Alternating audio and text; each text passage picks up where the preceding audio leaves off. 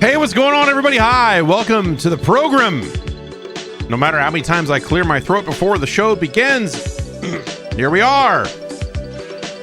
The Jeff Gerstmann Show is here, live, on the internet. Unless you're listening later, and then in which case it's, it's live somewhere. Emanating through space for all of eternity, like all broadcasts. No, I guess the internet is not really. Well, I don't know. Wi-Fi signals go into space forever. Is that still technically accurate? Like, TV signals beam into space forever and ever and ever. I don't know. I don't know how any of that stuff works. Hi, we're here, and it is the middle of video games season, and it has started raining outside, which I feel like is a solid. It's only going to rain today because it's Southern California. So, but it's, we go from hey, it's like 90 degrees, 85 degrees, hot, unpleasantly so in a lot of cases, to all of a sudden, okay, you're going to get, now there's a flood watch on for your area. So I've been dealing with a flood watch. There's nothing to deal with. I make it sound like I'm out here with a helmet on. Go get the sandbags! Get these sandbags up. What are we doing? No, I'm not. I do have some sandbags in case things get a little out of control, which I was thinking, kind of as things start to maybe move out to the garage to kind of, eventually relocate this operation. Sometimes water does get under that garage door. I was like, I guess I need to make sure that garage door is sealed to ensure that, now if I'm going to put computers on the floor, I don't want water on the floor as well. That's a bad mix, it turns out. Unless you're into those weird, I would love to get, my computer is loud. Less loud now that I've lowered it under the desk instead of having it, right behind me. But the, those computers that are where everything is immersed in some kind of creepy liquid, where they're like, it's a non-conducive fluid and you can just submerge your entire computer in it. I'm like, that sounds so cool to just have a weird water computer. I mean, we got water coolers and all that other stuff, but I don't know. There's something about suspending my computer in some kind of strange oil, some kind of weird tank, some sort of sensory deprivation experiment for computers that always seems kind of cool. But everyone says that when you do that, it actually is super bad for the components, and it's like it's really neat, but only lunatics need to do it, and all of that. So it's not actually the cool. It's not actually as cool as it initially seems, because you're dealing with a bunch of other stuff, but I have been thinking more about fan curves and noise out of the computer and all of that stuff. Fan control, which is the piece of software that a lot of people use to control the fans on their computer and have them automatically spin up when things get hot. And like, if you want more control over it than your BIOS does already, you can get in there and mess with it. But they've gone through, like, the last couple of months, like the driver that they use, much like a lot of modern video games. The driver that they were using to pull the sensor information from temperatures and all of that stuff, Windows has decided to start flagging it as unsafe, with its kind of antivirus kind of, it's not necessarily a virus, but it is like a ring 0 driver. So it's sort of one of those things where if that access got compromised, then you would have a bunch of, you would have a bunch of bad access to the computer. And so the people at Fan Control, the person at Fan Control, has had to completely redesign a lot of that stuff to use different types of drivers and different methods to kind of pull that sensor data and that has been a bumpy ride for me over here, where that stuff is just basically completely not worked to sometimes working, and then will die after a couple of hours, and I have to reboot to get the sensors back, and just a lot of crazy stuff around fan information. But it's right now, over the last couple of days here, the last version or two seems to have stabilized that. So hopefully our long national nightmare of fan control is over. All for this computer to be quieter. The reason I wanted to do it in the first place, this computer, by default, if I'm not running any kind of fan control software, the minute I start a download, especially from Steam, because the Steam downloads are fast, I guess, every single fan spins up. The entire case goes 100% as soon as you start downloading anything. And I was like, that's ridiculous. There's no way that starting this download is immediately redlining these components, or, you know, it is certainly generating heat. All this data is hot. This hot data that I'm acquiring. But that's stupid. And so, you know, yeah. Making some changes to the ways the fans spin up has been good for my sanity. And good for the people who occasionally sleep in this room, which has been nice. I've had to, I made some changes here in this room because I have like you can't really see it super well behind me if you're watching the video version. I've got a television behind me that is on like a glass entertainment center. And I've had this thing for years and years, and it's, you know, it's tempered glass, all that other stuff, and the TV sits on it. It's got a shelf in the middle that I can put a PlayStation 5 on, and it's fine.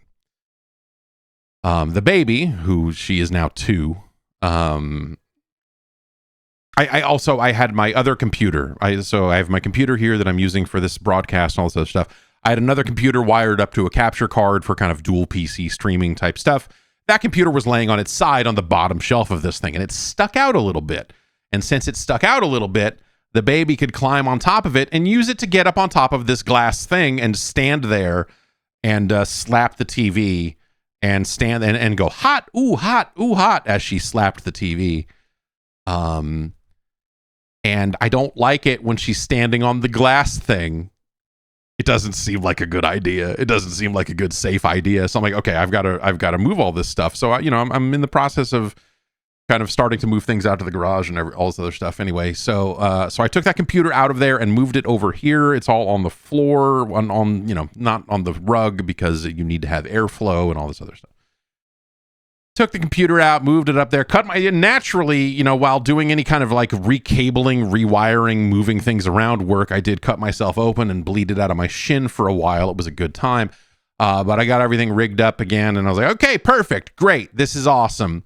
And then the next day she comes downstairs and she's hanging out here, and she's she immediately climbs on top of the thing again without the computer there, which is supposed to be the middle shelf doesn't stick out as much. So you're not supposed to be able to climb up it. They built it with that in mind, but she's scary, man. She's a climber. She's pretty good on her feet. She's only fallen a couple of times. And never fallen off of that thing in particular. But she is a daredevil, and is always trying to climb up stuff and jump on the couch and do all the stuff that's just like, oh God, don't do that. Oh geez, don't do that. And she has 2 other kids in the house that are, even more rambunctious. And so she's learning everything from them. And so it's wild, man. So yeah, I don't know. So I had to take the TV and pull it forward on the glass so that there's no room left for her to get up there. And she's very sad about it. And now I feel bad. There's no winning here. There's no like, haha, I've kept this child safer than she was before. And now everyone is happy because now she is like trying to do it and screaming about it because she really wants to get up on top of the thing. And I can't blame her. It's super fun. She loves doing it. It's enjoyable. Man. There's no winning, as it turns out. None whatsoever. But other than that, I don't know. Things on the home front have been pretty much as they've been. My son asks me every day about when the new Katamari game is coming out, and where I'm telling him it's like 10 days away, man. It's under 2 weeks now. It's coming real soon. I have an email out to people to maybe get it earlier than that so we can take a look at it. But bare minimum will it'll be like 10 days out. And he's like, so tomorrow? I'm like, no, dude, no, that is not how any of this time works. But it's interesting, like the learning and man, it's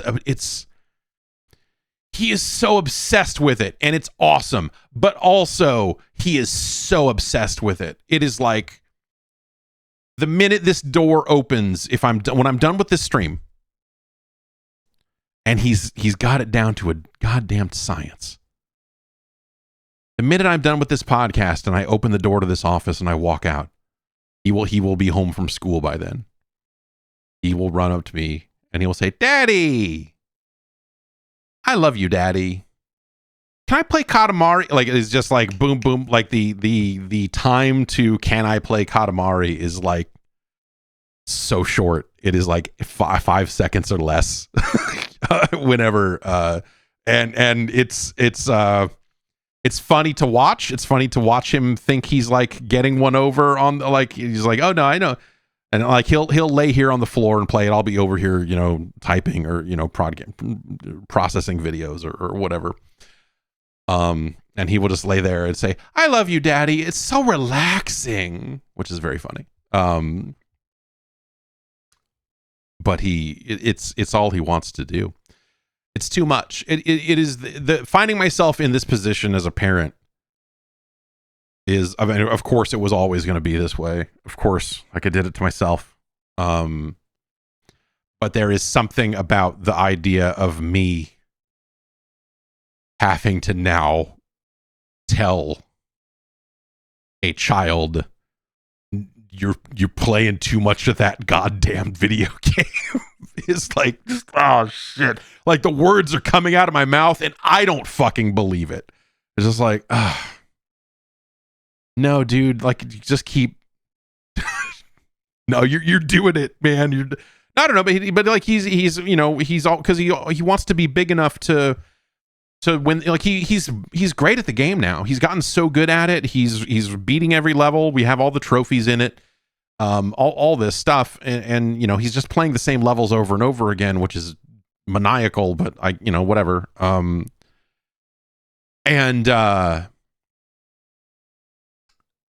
it is. Yeah, it is fascinating to be on the side of it, of just like, yeah, you need more balance in your life. You need something, man. You need something other than this. You go out, fucking go outside. God damn it. But he is getting firmer with numbers and counting and stuff. Like he's in. Well, we thought that he was going to be in kindergarten next year, but it turns out he was born on the other side of a deadline, and so unless something changes or we move to a different district or something else happens, but like. We thought that next fall he would be going into kindergarten, but he won't be old enough by like a month. And so right now he's in like a preschool program that my daughter went through before she went to go start kindergarten. And it turns out he's going to have one more year to kind of spin his wheels. And I'm kind of bummed because like we're finding that like all of the options are bad. All of the options to send him to, like we're having trouble finding something for him that is like learning based, and like all of these programs and all this like pre-kindergarten TK, like all the stuff is like, it's all just like, hey, we're going to let these kids play.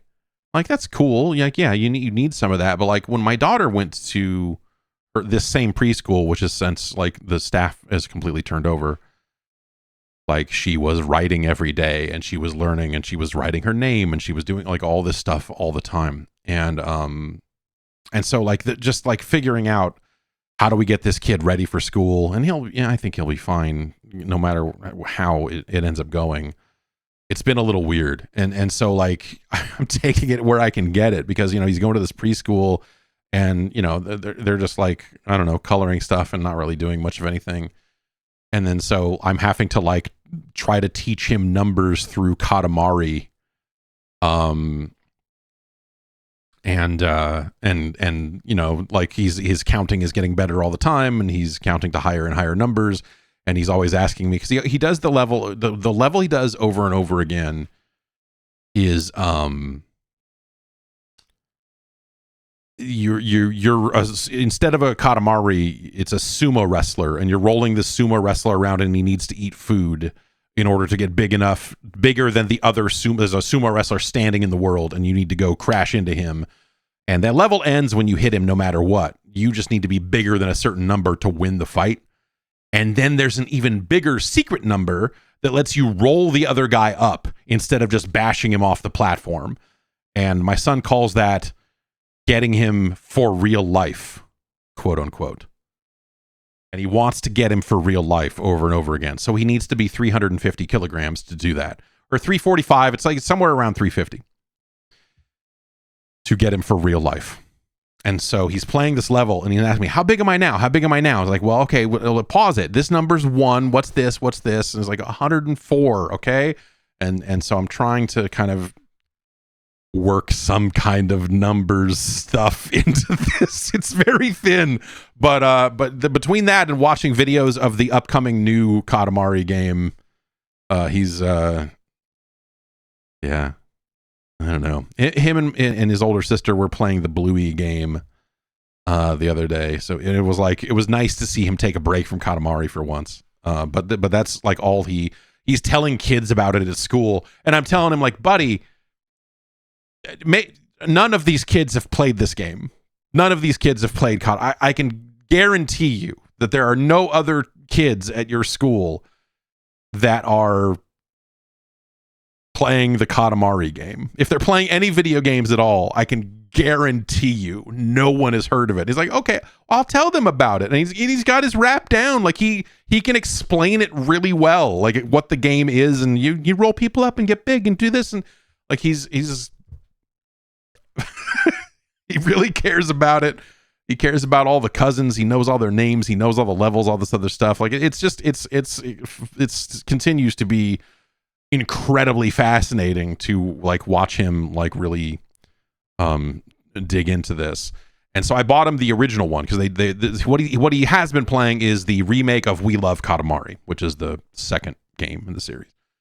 But they also remade the first game. So I picked that one up on PlayStation as well, because that's where he's been playing. And he will load that up, and he will play a couple levels of that sometimes too. But the first one doesn't do it for him. I think because you can only play as the prince. You can't play as the cousins. You can only like look at them.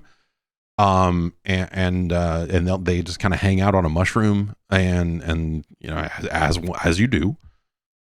And so he's not enjoying the first game as much. But I think the new one, I as someone who has watched the pirate ship level from the new Katamari be played, there was there's some hands-on videos came out of Tokyo Game Show, and so I have seen this like there's two videos on YouTube of people playing through it. There's a 7-minute video and a 10-minute video. We have watched those videos, I don't even know how many times. More than I have watched a gameplay video of a video game. Any other unreleased video game. So, but also we're watching it, and there's a ton of nuance in it. There's like, okay, well, now there's power-ups, which are not in We Love Katamari. I know with some of the later games, the Vita game in particular, they tried to do some stuff where you're like stretching the ball out and everything else, but like there's a magnet power-up. There's a stopwatch that freezes time, and so I'm like looking at this stuff, and like we're picking it apart, and he's going like, I think time stopped, and I'm like, dude, you're 4. Stop writing a preview of this game. But it's kind of awesome. He's kind of writing a preview of this game, yeah, it's been really interesting watching him watch the new one and trying to explain to him like, okay, well, this one, when you get to when you get to the size where you win the level, that gives you a D ranking. because now it'll display the kind of upgraded sizes on the screen as you go. And so there's an S rank for, and you know, I have not broached the subject of why the letter S, why would they go for school grades? Like, I don't think he would know what school grades are at this point. But walking it through it with him and looking at the video and, like, you know, because there's stuff, the new Katamari game, like, again, coming off of We Love Katamari, the remake of it, the new Katamari game is doing some shit. Like, it's the levels happen in phases.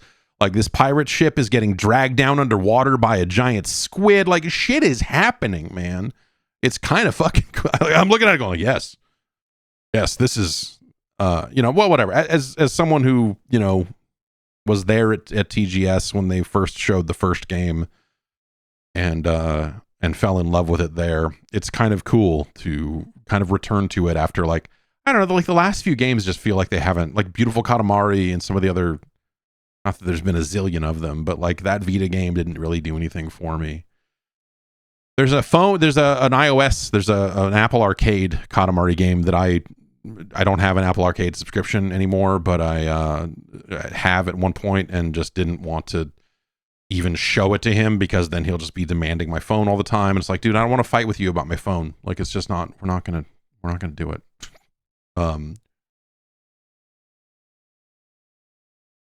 Do I think my kid would play Kata's new game, the T-posing game, whatever it's called? I've already forgotten the name of it. No, I don't. I mean, maybe he would play it. I don't know that he would get much. Maybe he would get more out of it than I did. I really tried playing to a T, a little bit before it came out. When they sent it out, I sat down with To a T and was like, okay, great, let's check this out. And it was just like, this is really clever, and I don't want to play it. I was like, this is really cute, this is really charming, this is really neat, and I don't like, I'm not finding any part of it like engaging enough to really stick with it. And so after the first chunk of it, you know, you kind of go through getting ready for school and all that, and you get out the door and do some stuff. I played a little bit past that and just never went back to it. Yeah, To a T just didn't really do anything for me. And I don't know, maybe I wonder if he would even understand the connective tissue around any of this stuff. Yeah, maybe Wadham would be more his thing. Maybe Nobi Boy would be his kind of thing. I don't know. Yeah, maybe we'll get the DNS server set up so we can play some Nobi Boy, Bootleg Girl. And then while he's been doing that, I've been playing Battlefield 6. Let's take a break. We'll come back. We'll talk about Battlefield 6 and how I've been playing it while children have been watching, and how that's probably not the best move, but I had to play it. I needed to play it anyway, so it happened that way. We'll be right back. When you're starting a business, there's a whole lot to do. It can be kind of overwhelming. You know, like doing a podcast, okay, we got to figure out what's going to happen this week. And is there a logo? And is there this? And is there that?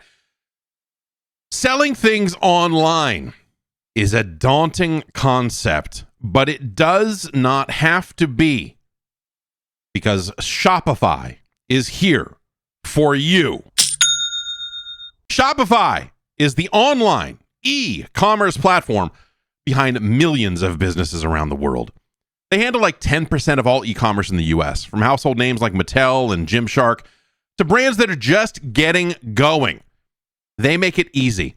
They've got templates that you can use in their design studio to get things ready to go very, very quickly, but you can get in there and tweak it all. You can tweak all your descriptions. They can offer you help with your products and descriptions and headlines and all that sort of stuff. They'll even help you get the word out, letting you easily create email and social media campaigns wherever your customers are scrolling or strolling. And hey, Shopify is your commerce expert. They've got world-class expertise in everything from managing inventory to international shipping to processing returns and beyond. If you're ready to sell, you're ready for Shopify. So turn your big business idea into With Shopify on your side, sign up for your $1 per month trial and start selling today at shopify.com/Jeff. Go to shopify.com/Jeff. That's shopify.com/Jeff.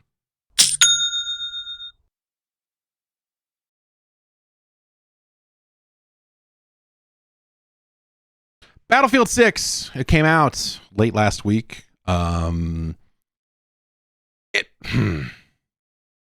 It's really good. The campaign is terrible. And the ways in which it's really good, I find really fascinating.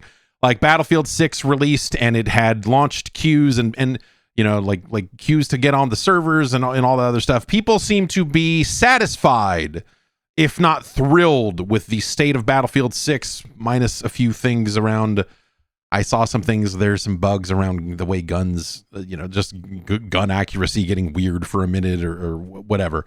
But generally speaking, people seem like they're off to the races with it. They're like, yeah, man, cool, great. We're out here doing our thing. We're flying jets. I've been playing it for, I played it for basically all of last week.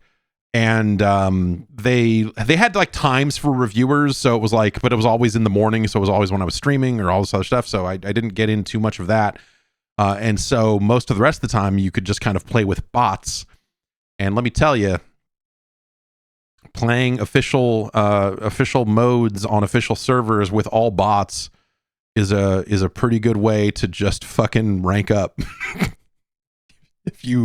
I recommend it. If you can find a way to go back in time and play the game before it's out, I recommend shooting a bunch of bots in the head. But it is the Battlefield experience, man. I got in a helicopter and it started taking off, and I pulled back on the stick thinking, well, I got to get this helicopter into the air. And it dumped right over and crashed. I'm a fucking idiot. Yet again, another first flight on a helicopter in a Battlefield game. I just dumped it right over and it exploded and went like, yep, okay, yeah, they made a Battlefield game. I screwed this up again. I think they've done good things, or like they've done all right with the way that they are kind of handling loadouts and stuff. This was something with the last game, because they had things like the wingsuit and some of these other kind of larger abilities that they would lock down in weird ways that ended up, I think, being kind of frustrating for a lot of players. Here they've got pretty much, you can equip any weapon you want. There are modes where the classes are locked to certain weapons types, but those are like closed class, closed weapon. Like, you know, those are kind of off to the side. They're not presented as like the main way to play. It's just there if you are a particular type of weirdo about the way these games need to be. They've got that as an option. So instead, the thing they're doing is each class specializes in a type of weapon. So Assault specializes in assault rifles. And what is it? Like the Engineer specializes in submachine guns. And so what they do is, you know, like you can choose any weapon, but because this class specializes in this class of gun, if you take those things together, there is an additional little benefit to doing so. Like, if an assault class with an assault rifle is going to ADS faster, I forget the exact benefit. We'd have to go look it up. But and so it gives you the freedom of choosing whatever you want, but you are kind of giving up the inherent kind of class benefit. And I think that is a good kind of way to split the difference there of like, hey, you know, yeah, you're going to unlock all these guns and you can take whatever you want. I mean, there are like classes of guns in that game that are no one's speciality. So if you want to take a DMR ever, like no one specializes in the DMR. So you're kind of just like, you know, they're balancing the guns accordingly, right? And I think that is a handy way to do all of this stuff. You're also leveling up the individual vehicles and stuff, and so, you know, once you kind of level up your tank, you might have more options for tank gadgets and what weapons you want the tank to be armed with and what have you. Which is, I always find it weird. When like you don't spawn as a tank. You don't go, I'm a tank. Like when one's available, you can take one. And so it's like by you getting in the tank, it's just like some reality breaking thing here that for all the insane things that video games do, for whatever reason, this one is a bridge too far, where like I got in the tank and now it shoots different guns. For some reason, that just breaks down for me in a way that's like, that's not how tanks work. When I get in a tank, it doesn't magically reskin itself to the skin I picked. That's not how this works. What are we talking about? But whatever, man. I've spent a lot of time. So it has like, you know, the larger modes and, you know, some pretty big maps for what they're, you know, for the player counts and everything else. I think that the maps fit the player count. The maps fit the mode.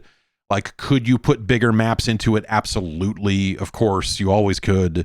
There are going to be people who always want the biggest, craziest, large maps in the world. But I think that generally, the maps are the right size, I guess I would say, for the individual modes and so on. But also, I'm finding, man, and this has been the way with when I try to get into a Battlefield game, because they don't happen every year, and I don't always stick with a Battlefield game. When Battlefield comes out, I suck fucking shit at it, dude. Just like gun stuff, pointing guns at people and shooting them. I am bad at it for a good chunk of time, man. And so I found myself playing a lot of the team deathmatch mode, which is just like 8-on-8, dumb, like shoot dudes, you know, like whatever. It is playing against the strengths of Battlefield in a lot of ways, but I just need more like trigger time. I need to get used to just like, here's how we're aiming, here's how we're like here's how this is working, right? And so I've been playing a lot of that just to get more comfortable with just shooting dudes.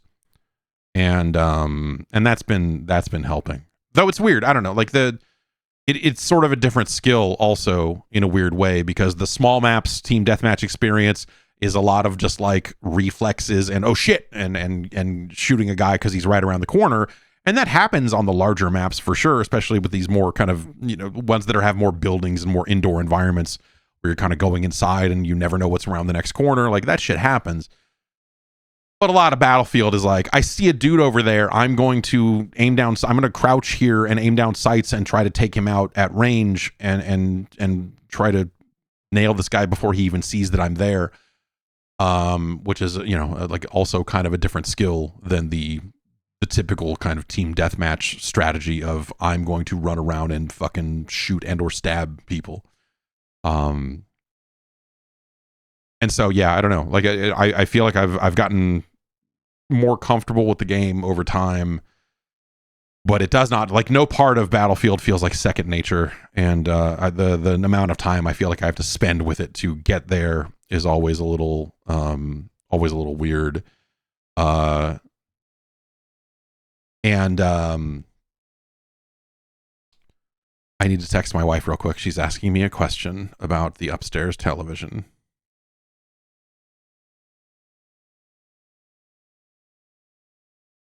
And I just need to answer her back.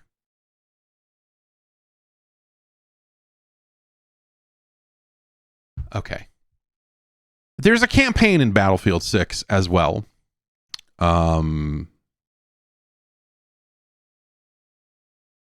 It is bad.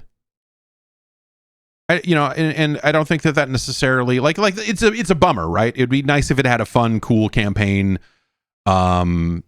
I feel like Battlefield, even more so than Call of Duty, the campaigns are like no one cares. Or very few people care. And so like this is not a very damning, this is not like, oh well, it's cool that the multiplayer is back to form, but boy, the campaign is pretty shit. Like the campaign sucks, dude.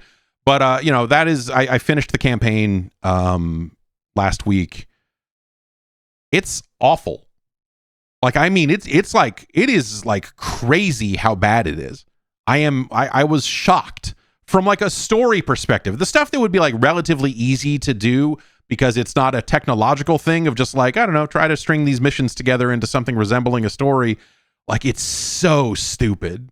It is so mind-numbingly dumb, and they're trying to pull these levers like, oh, the CIA did this shadowy thing, and are you know, which side are you? Is this on? And who is with you, and who's against you, and what's going on in this? And like, it's fucking bad, man.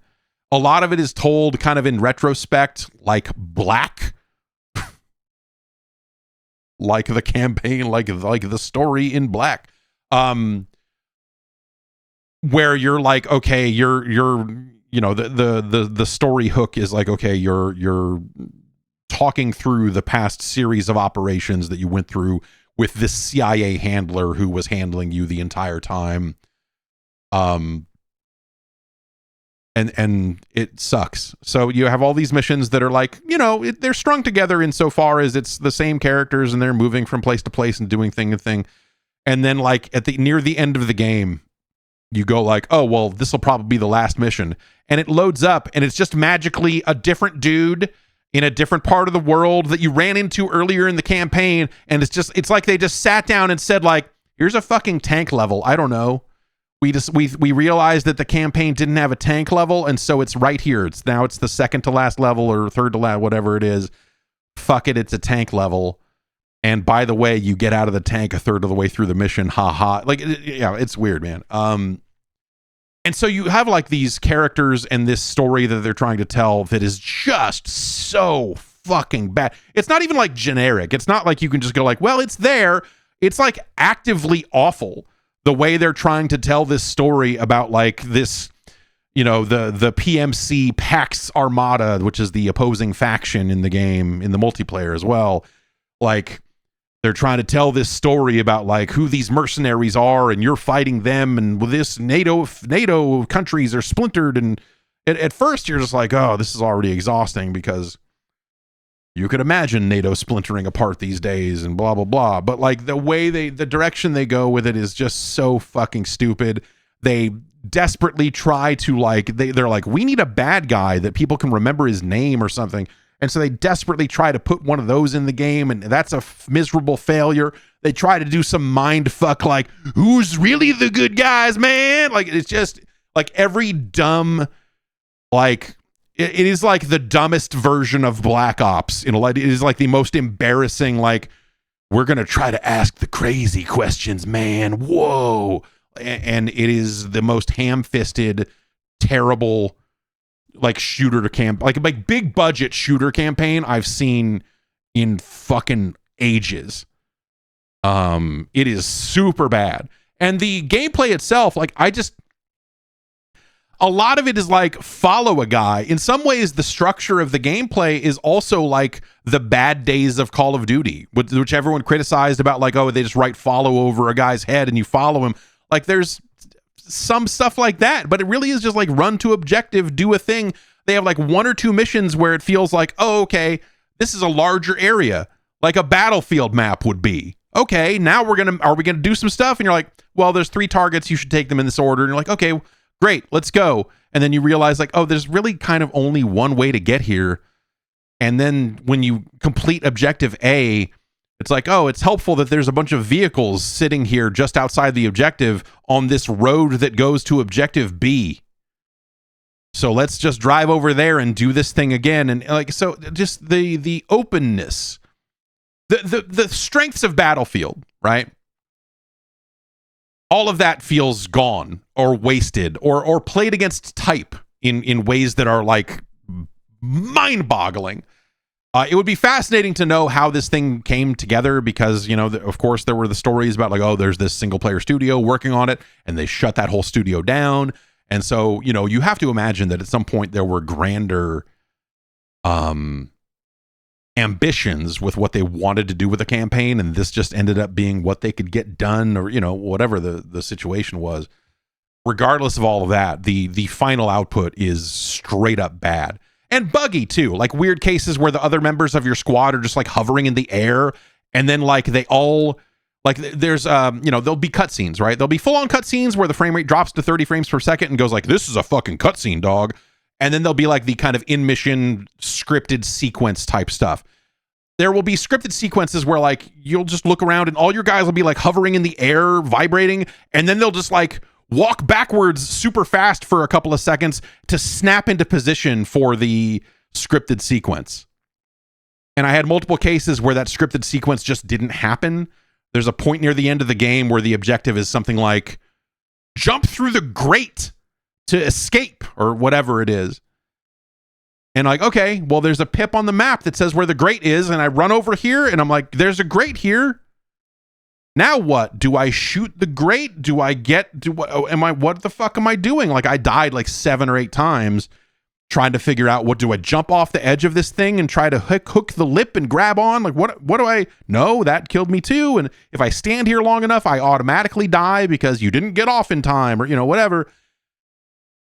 Finally, I took a little bit longer to get to the grate. I did not just run to the grate. And the AI guys got there first, and they got in their weird position, and then they snapped into position, and then there was a little scripted sequence of one of them opening a grate, and then you jump through the grate. And I'm like, yeah. Okay. Game good. What you're telling me is game good. So whatever, you know, they'll patch those bugs, presumably.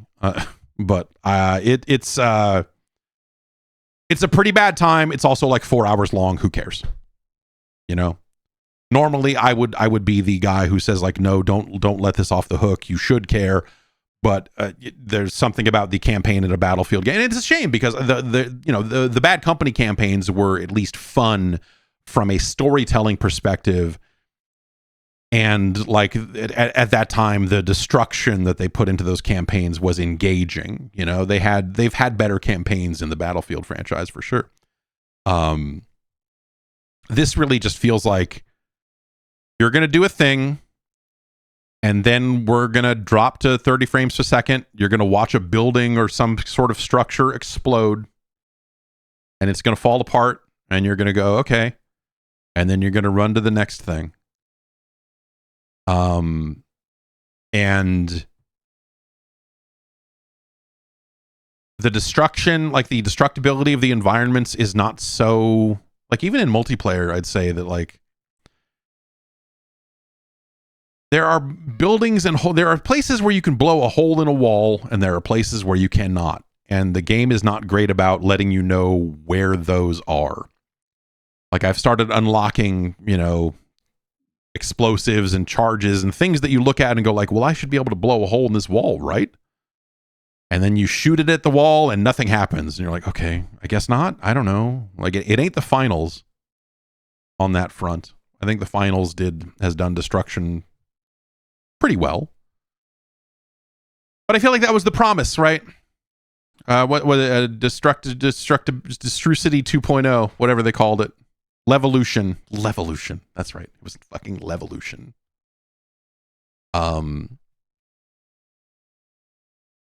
There's not enough of that. I don't know. But like stuff that you just go like, it seems like that all these years later, having things that just kind of occasionally fall apart, but it's not reliable which ones are which unless you eventually learn like, oh, that building never comes down because that's where point A is, and you need to do this and you need to do that, and you know, or whatever it is. Like the way things are destroyed versus not able to be destroyed is always like a curious thing. And I think Battlefield 6 kind of still has that issue. The funny thing about Battlefield 6, I wonder if they're sitting there. I wonder if like, you know, because like there's people that, you know, like Vince Zampella has not been the Battlefield guy for very long. You know, so there's probably like a crew of people coming in on this thing that this is their first Battlefield game. And then there's people who have been, this is maybe their 6th or 8th or who knows how many Battlefield games they've been part of. Do you think that there are people sitting there at one of the many studios that they have wrapped up to call Battlefield Studios, just shrugging and just going like, fuck, man, I don't know. Like people seem to really like this game. What did they make? What is Battlefield 6? They just stopped fucking around and made a Battlefield game. And enough time has passed between the last time they did that people are excited about it all over again. If they had put this game out right after Battlefield 4, people would have been like, it's the same fucking, like, whatever, man. This is, like, they need to change. They need to change. So instead, they made the games that were tried to change. 2042 and Battlefield 1, like, they tried to do that stuff. None of those games hit the way that they wanted to. And now here we are. It's frustrating. So do you think that those people are sitting there just like shaking their head, just going like, fuck, man. This game is like the most, this is the easiest thing we could have made. Like it launched well, which is better than you could say for Battlefield. Like when you go back to Battlefield 3 and 4 and some of the ways some of those games launched, launch week was miserable. This game seems like it's pretty stable. They've got the same kind of Battlefield Portal stuff that they had in the last one, so you can make your garbage custom maps. You can make your shitty version of Shipment, which someone has made a shitty version of Shipment. And, make your own weird fake modes and try to grind XP forever. And they've made themselves a Battlefield game. And enough time has passed that that's all they need to do now is make a good, solid Battlefield game that plays well. And they did it. And it's fun. And I'm over here having a good time with it. But also in the back of my mind, I'm like, ambition is not necessarily a word I would use to describe Battlefield 6. But who cares? Like, that is not the end all be all either, right? So I think they've made a really good Battlefield game. It is a return to form. In some ways, it's their boots on the ground moment of we've got to push reset on this thing because it's that we fucked around for so many games now that people just want one thing that feels like the thing they liked, and now we can get away with that, and they're getting away with it. Except for the campaign being terrible, but but they made themselves a better Battlefield 4. And that's cool. This many years later, that's cool again. They did the thing. So yeah, Battlefield 6 is out right now. I recommend it, man. I don't know. It's fun. But it's a Battlefield game. Like, you need to know, right? You know, if you it's not going to change your mind about Battlefield if you feel a certain type of way about the size of those games and all that other stuff, then there you go. There's it is, they did not rewrite the book on it. In fact, they reopened the book on it, I might say. And so this was their one time of getting to push reset, right? And now what? Like, Call of Duty is at a point now where they're on the precipice. Like, are they going to get to a point where they have to push the reset button again? They might. You got, they're on the precipice of like futuristic drones and all this other stuff. If they put one more game out that goes another 10 years forward into the future, and they go, now you can jump jet and wall run and all this other stuff, like, they're going to walk right into the same fucking trap that they did last time. But Battlefield didn't fall. This is them, this is them pushing the reset button. This is them pulling the oh shit cable. This is we pulled the e-brake and just made a Battlefield game. Here you go. And I don't mean to say that, I don't mean to sound dismissive when I say that. They did the thing that people want to do, and I think they've done it quite well. So there you go. It's more Battlefield from the people what made Battlefield, and a bunch of other people now too. Is it going to be a massive success and all that stuff? Steam numbers seem good. I don't know, whatever. But like, quality wise, it's there. It's what you want, I think. And everyone, there are people who want very specific things out of battle. There's no commander mode, all right? Which, wouldn't it be cool if that was one of the neat things about, Battlefield 2 and some of that stuff was like, there's just like that game just had crazy ideas. Like, Battlefield 2 is insane. Like, when you think back on like what the types of roles they wanted people to play in that game and whatever else, and yeah, they did the commander stuff in later games, but like Battlefield 2 was really where it kind of had that wild stuff. And now it's just like, I don't know, like, there's a ghost commander, the AI tells you what point to go capture, and you can tell it to fuck off if you want as a squad leader. But it'll say, hey, you should try to defend point B, and you can go do that. It'll highlight it on your map, but you don't need a human commander in the role anymore. Says a lot about the future of warfare if you think about it, man. It's heady stuff. No, but it's good. I don't have I don't have anything bad to say about the multiplayer in Battlefield 6. It's merely just funny that enough time has passed between Battlefield 4 and now that that this is the thing, and people seem to be quite satisfied with it, myself included.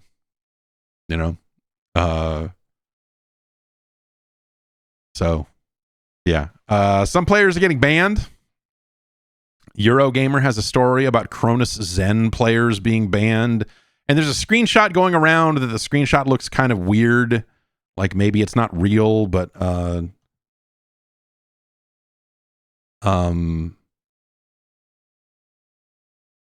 hard to say one way or the other. But the Cronus Zen is a device that kind of basically will let you insert macros into your gameplay. It's a filthy piece of business. It's some dirty business, that thing. I've never used one myself. I would be curious to just like fuck around with one and really fully wrap my mind around its capability. But it is an external device that you are kind of plugging in between your input device to do some stuff. And you have to install the macros, and so the people responsible for the devices and the community around it, they will come up with macros that work for individual games and all this other stuff. So there is talk going around that perhaps people are being banned for using them, which is exactly how it should be, and good. These players should be cast off into their own hell pit, where they can play with other Cronus Zen users for the rest of all time. Who cares?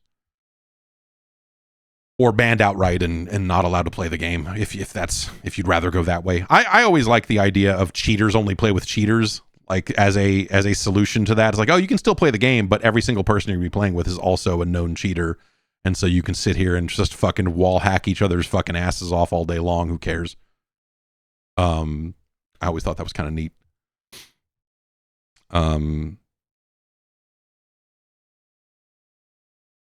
So yeah, I don't know. There's talk about people getting banned for using the like Cronus Zen scripts and all that other stuff, but that is there's no kind of definitive answer on that. It's kind of just, with a lot of this cheating stuff, like EA doesn't necessarily come out and say, hey, here's what we did to ban this device, because then the people who make the device might know what they need to do to fix it and work around it and all this other stuff. So it does become this kind of shadowy cat and mouse sort of thing, with cheating in competitive shooters especially. But they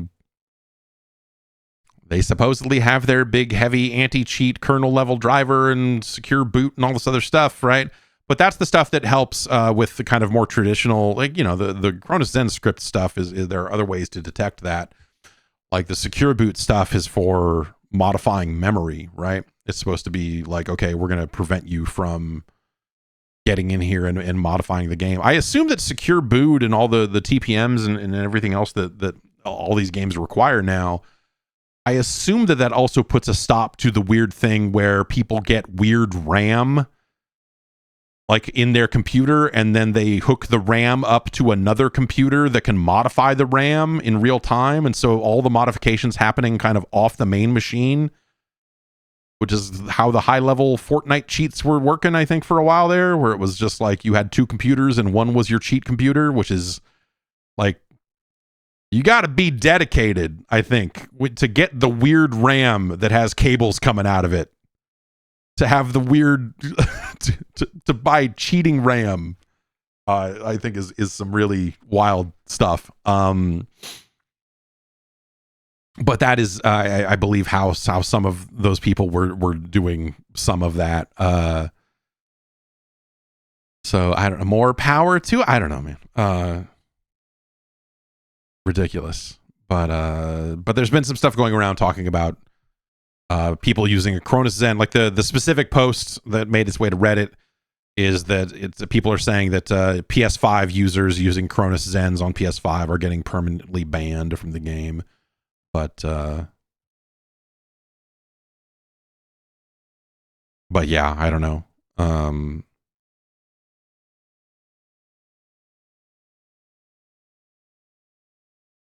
My favorite thing is when people who use macro devices like a Cronus Zen and some of that. My favorite thing is when those people go like, well, this isn't cheating. All this stuff is built into the game. Like when they try to play it off like, well, this is all just there. I'm just hooking a device up to it that pushes the button faster. What I mean, the game does it. The game does it. Like people that try to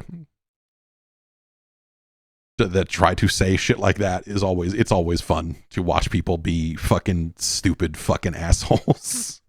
More power to them. Keep on being a stupid fucking asshole.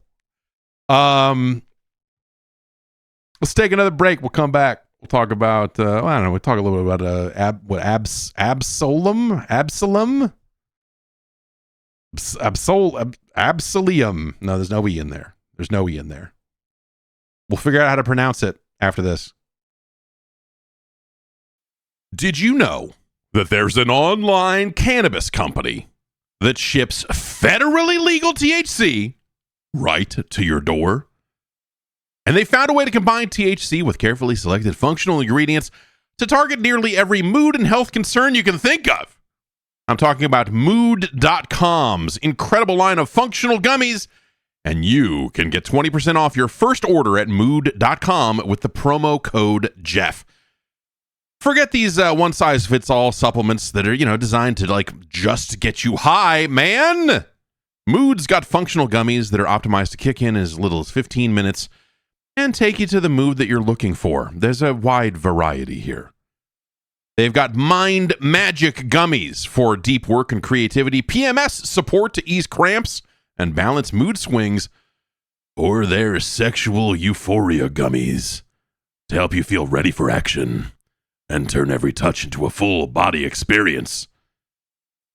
You can get if you're just looking for weed gummies. If you're just like, I just want to get blazed off the weed gummies, son. You can get those anywhere, right? Mood has these functional gummies that combine premium, federally legal THC with these targeted botanicals to get you into that perfect mood, usually in as little as 15 minutes. And everything ships discreetly right to your door. No dispensary lines, no awkward conversations. Just better days and nights delivered to your doorstep. And hey, best of all, not only is every Mood product backed by a 100-day satisfaction guarantee, but as I mentioned, you can get 20% off your first order right now with the order code Jeff. So head to Mood.com, find the functional gummy that matches exactly what you're looking for, and let Mood help you discover your perfect mood. And don't forget, use that promo code Jeff when you check out to save 20% on your first order.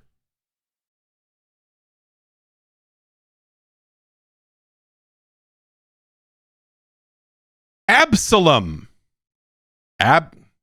Absolum. This is the first time I'm saying it out loud. I've been playing this a little bit. I'm not sure how I feel about it. Absalom is a beat 'em up, a brawler, a belt scroller, if you will. Nice looking graphics, combo heavy. You can kind of do some air juggles in there, light attack, heavy attack. But also it is run based. Okay. Let me use some shorthand for you here. That I think is, I don't always like to. Okay. Imagine someone sat down and said, Hades, that's cool. We should make one of those. But what if instead of how Hades plays like, what if we made it like the Streets of Rage 4? But it's a run-based kind of, rogue-lite take on that. That is Absalom in a nutshell. I'm always very wary of games, those games have been influential. Hades, as well as like Dead Cells. There's something about Dead Cells and Hades that when I see elements of those games, which obviously those games are derived from a rich history of other games and all that stuff, but there's something very specific when you see a game where you look at the storytelling and the way it is, and you just go like, oh, okay, yeah. It's been a handful of those over the years where you just kind of see it and go like, okay, yeah, you know, I also played Hades, so I know what you're doing. Yes, I see it. And something about like things that like look very Dead Cells-ish, which I think even Hades would qualify as, weirdly enough, as something that has, you know,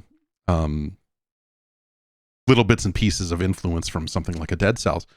Absalom, the combat is very... The combat is not doing it for me. Yeah, sure. Mason Weather says, reminds me of Guardians Heroes on the Saturn. Yeah, you could... Yes, that is also something you could certainly pull from, in terms of just like some of the ideas around the gameplay. But you are kind of getting things along the way, along your run. When you die, you are going back to a central hub and talking to characters, and you can change characters between a lady and a dwarf. I played as the lady because the dwarf looked dumb. But you can change between runs. It's just kind of, you know, how it goes. And I believe you probably unlock other characters as you go, but I'm not 100% sure on that because I have not played a ton of it. But you are making choices along the way. Like, you know, you have your light attack, your heavy attack. You have a deflection, so you can kind of hit B to kind of deflect an attack. And you will take... in a run-based manner, you will get upgrades that will change the properties on some of those attacks. So, like, for example, the very first one I saw was one where you could go... The choice... You basically, you were choosing what to imbue with fire. And you could take your main attack and turn it into a fire attack, and it would have a certain DPS there. Or you could take your deflection, and when you deflect an attack, it sets the guy on fire. The deflection is harder to do, obviously, than just mashing buttons to hit a guy. But also the deflection did more damage when done successfully. And so that was the trade-off, right? And so as you play through, you're going to get access to more and more stuff like that. I feel like this game has all of the pieces in place to be really cool, and people seem like they've been enjoying it. Yeah, Wizard Frog. Yes, that's right. There is a Wizard Frog. He's in the intro. This game feels like it has all the pieces to be very successful. It seems like people are digging it. It has not landed with me at all for whatever reason. Like, I think the combat itself is fine. The deflection is okay. You know, you're building up a meter for a super attack. It is, yeah, the Streets of Rage 4 developers, like, this is .mu that did this. And, you know, you kind of see some of that legacy here. This is Guard Crush Games, you know, who did Streets of Rage 4. But yeah, I don't know. It's the movement and some of the animation. It's like the animation is fine, but the animation is fine for like cutscene looking stuff, but playing it I don't know. Like it is not working for me. I'm gonna keep with it because, you know, it seems like kind of as you play more and more of it, as you are, you know, unlocking more and more options and that stuff starts to flesh out, I think that stuff could start to be really cool. You get different kind of super attacks, basically ways to spend your mana meter. You'll unlock more of those as you play. And some of the later ones there look pretty interesting, but yeah, it's a game that I think if it came out at a different time of the year when there were not a bunch of other games coming out, I would be a lot more ready to invest time in it. But at a time when there's a lot of other stuff that I'm like way more interested in playing, I played a few runs of this and went like, yeah, fine. Okay. I get it. And didn't find myself getting sucked into it at all. So your mileage may vary, but like I said, people seem to be really enjoying it. So, you know, if that sounds like it's up your alley and you really liked Streets of Rage 4 more than I did, which I thought that game was pretty good, even as someone who is, I would say, quite critical of this genre and how to make this genre work in this day and age. I think Streets of Rage 4 is about as good as you can ask for when it comes to trying to make a sequel to Streets of Rage. Which is to say it's a little simplistic, but still a good time. This, I would say, is also kind of in the same, like, yeah, it's a little simplistic in some ways. And, you know, like either you're into this combat or you're not. And I'm finding myself just kind of not really sticking with it, but give it a look. It is a striking looking game. It does feel like that, you know, a lot of work has gone into it. And, you know, I think if that jives with you, I think you'll probably have a pretty good time with it. It's $25. It's out on Steam right now. And yeah.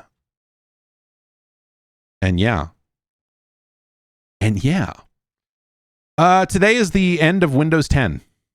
If you're running Windows 10, I'm sorry. You're going to jail. If you are still running Windows 10 tomorrow, report to prison. Or report to the malware mines, I guess. I don't know. Like,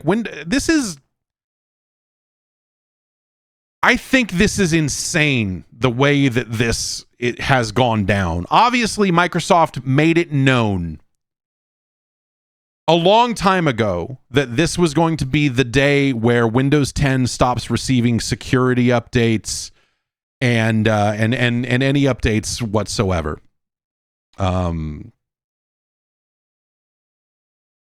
I think that's when you think about how many Windows 10 machines. Okay, two things. One, there are still a lot of Windows 10 machines out there. Two, Windows 11 had different weird requirements that made it so people with some older machines were not able to upgrade. And so the expectation here is you're just supposed to go, oh, I guess I need to take this computer and throw it in the trash. Or, you know, like maybe your motherboard can support a TPM add-on chip. Maybe you can go buy that and throw it in there, right? And then that'll allow you to install Windows 11, right? But maybe you don't. Maybe you have a slightly older machine that cannot do that. And so, like, the expectation on Microsoft's part is what? E-waste? Throw all that shit in the trash? Go buy a brand new computer? I think that's fucking crazy. When we think about how many systems are still out there that are running XP and 7 and, you know, like weird institutional systems where it's like, I don't know, man, like what, Japan just stopped using floppy disks last year or something, right? So I think there's a lot of real crazy stuff around that. And now there are a zillion workarounds for this. Once you're ready to step outside of the official, you know, which I think is perfectly endorsable behavior at this point. If Microsoft is going to tell you to F yourself, then hey, maybe you should investigate the Windows 10 IoT Enterprise LTSC branch, which is supposedly going to get security updates for the next 10 years.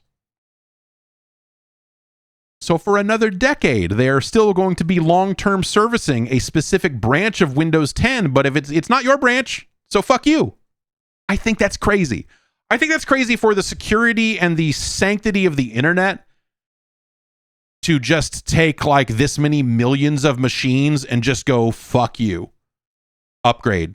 Give us more money. I think it's irresponsible for Microsoft to do that as a company, especially in a scenario where enterprise customers are going to get another decade of security updates.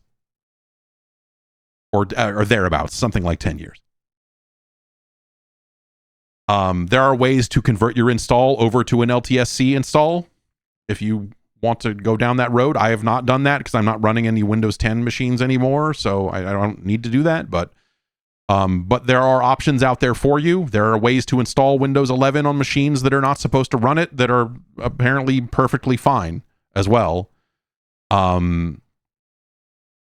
And, you know, this has been the direction they've been pushing in for a long time. A lot of people in the chat are like, oh, it's because they want AI on all these PCs.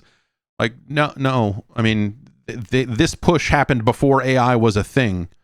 They want Windows 11 on more PCs because Windows 11 is more service-based. And Windows 11 has greater upsell opportunities for OneDrive and for 365, like whatever their Microsoft services are. It's a free upgrade. It's always been a free upgrade to go from 10 to 11 if you are so equipped with a PC that can handle it, supposedly. I think it's ridiculous. I think when when you think about how many of these machines are online and are still going to be online after this, I think it's irresponsible. I think this is the sort of thing that leads to more malware, more denial of service attacks, more botnets, more like there is such an opportunity here for bad actors. Once the current version, the final version of Windows 10 is really, plumbed and prodded and poked for more exploits and things like that. I think that stuff is really bananas. I think it's a really crazy stance for Microsoft to take. And I say that as someone who has been running Windows 11 for quite a long time and as someone who actually quite likes Windows 11. The things that they did to, I mean, just something as simple as multi-monitor support is so much better in Windows 11 than it was in 10. And Windows 11 is still hyper configurable. It is still very easy to disable all of the fucking AI shit in Edge, as if you're using Edge as a browser. I mean, hilarious, right? Though Firefox has a bunch of AI shit in it now that you have to disable, which is shitty on top of shitty. Yeah, man, it's the Windows 11 is still a version of modern Windows. It's still very easy to configure to your liking. Like it still has regedit in it. It's not it's not locked down in any way. So, like Windows 11, I think is generally fine, and I have not had to do too much to I just did a fresh install of Windows 11, and so like I feel like I'm fairly current on the bullshit that they throw in your way, and there is some. I mean, I'm not going to sit here and say like it's fine, but like you do have to deny the like, hey, do you want an offer to? Hey, do you want to use Outlook? Fuck no, man. Fuck no. The last company I worked for forced everyone to use Outlook. It's enough Outlook, like modern Outlook can eat my ass, man. It is so bad as an email client, especially on phone. Oh my God. Fuck you. Terrible. So I don't want to use any of those services. Like because I think they're bad. I'm not morally like if they made good things and they were like, hey, pay an annual fee to use our good things, I'd be like, dope. Okay, yeah, great. I could use some good things in my life. Instead, I'm subscribed to a mail program for Windows called Mailbird that I don't think is great either. But it's not Outlook. At least it's not fucking Outlook.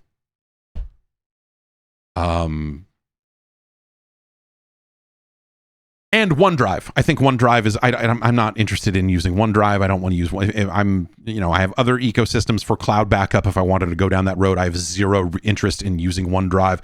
And OneDrive does this fucked up thing where when you install a fresh copy of Windows, it wants to put your desktop folder inside of your OneDrive folder, which makes it so when you go and fucking uninstall OneDrive, when you force uninstall OneDrive and go, fuck this thing, God, you're then like, okay, I need to repoint the desktop folder to somewhere else.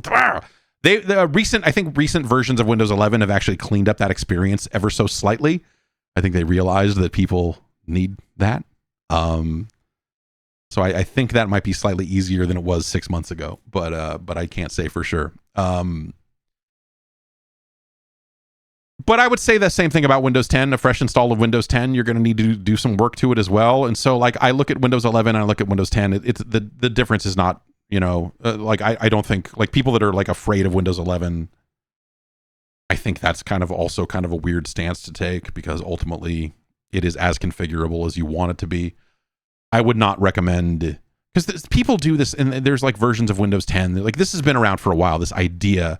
But people will go get like whatever the current build of Windows is and they'll try to de-bloat it themselves and then like release that as like it's Windows 10 Privacy Edition or Windows 11, you know, Rage Edition, you know, whatever the fuck it is. And I don't trust that shit at all. I would like someone else's like, trust me, bro, this is the good Windows 11. Like, no thanks, man. I will download it from Microsoft and clean it up myself. I don't want to go download some fucking guy's fucking version of Windows. Because I don't trust that. I don't recommend you trust that. I think that's super fucking crazy that people would do that. So yeah, I don't know if you're still running Windows 10. I would say investigate your options. Hey, there's always Linux, man. I don't know, what games do you play? So this is something that I'm gonna, you know, like I have put some money down on one of those ROG Xbox Ally Xbox X's. And so I am going to try the world of Windows-based PC gaming handhelds again to see what's up with that. And those are out later this week. So we'll get a sense of what the fuck that is all about. But obviously the Steam Deck has been, and Valve's work with Proton and some of that other stuff, you know, has literally been world changing for a lot of people in terms of Linux-based gaming. For me, it really comes down to just like the games. There are games that don't and will probably never run on Linux unless the install base changes in such a steep percentage that developers can't afford to leave Linux users behind, which is an unlikely scenario to happen anytime soon. But again, you know, Battlefield, you would not be able to play it. Call of Duty, you would not be able to play it. Destiny 2, no one is playing, but if you wanted to play it, you would not be able to play it. Games with various anti-cheat things simply do not run on Linux. And so as someone who is interested in playing a wide variety of video games, Linux is not an option. I do not feel like Linux is a solid option for me at this time, because I still regularly interact with games that simply will not run on Linux. Just about everything else, you know, productivity oriented, you know, like, hey man, like, I mean, what are we doing on computers nowadays anyway? Really? Like, how hard are you pushing your computer when it's not video games? I have a bunch of crazy shit that I'm doing. Audio editing, video editing, like that, you know, a lot of that stuff does exist in a Linux environment. Like the applications are not always the same. And like it does, I guess the question is like, does DaVinci Resolve exist for Linux? Apparently you can run it in a container. So there is an officially supported way to run DaVinci Resolve on Linux. So yeah, like even that is there. So the Linux situation has become, it is so like just light years ahead of where it was even 5 years ago, in terms of being something that you could potentially do. And it really comes down to, you know, I think a lot of it comes down to just like the games you play and if those games have anti-cheat or not. Because I think on an application, you know, the application perspective, like there are so many open source alternatives. So many of the things I use on a day-to-day basis are already open source. And so, you know, of course there's a Linux equivalent in a lot of these situations. Like I am not as comfortable with Linux as I am with Windows. Like, you know, I've just been using Windows for much longer. And so pulling a Windows install apart and putting it back together and fixing problems when they arise, like I am pretty decent at that. Whereas when Linux breaks, depending on how it breaks, there's a certain point that I always reach with a Linux install where I go, oh shit, I need to wipe this entire machine and start over because I don't know what the fuck I just broke. And I've been running Docker containers a lot lately. I've been running them on Windows, but it's, you know, it's definitely kind of getting me into a little bit more kind of terminal bash prompts, like fuck around type stuff with Linux.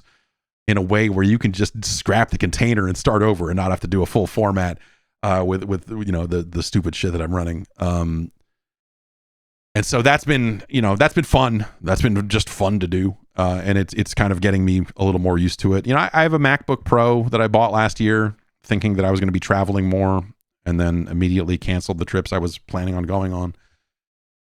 So that worked out great. But that's a heck of a machine, and that's got a similar terminal and all that stuff as well. So I don't know, man. I like the Mac. Like people really swear by Mac Mini, the current Mac Mini, in terms of just like power and stuff. Like for if you're not playing games, like that's a pretty neat option as well. But yeah, Linux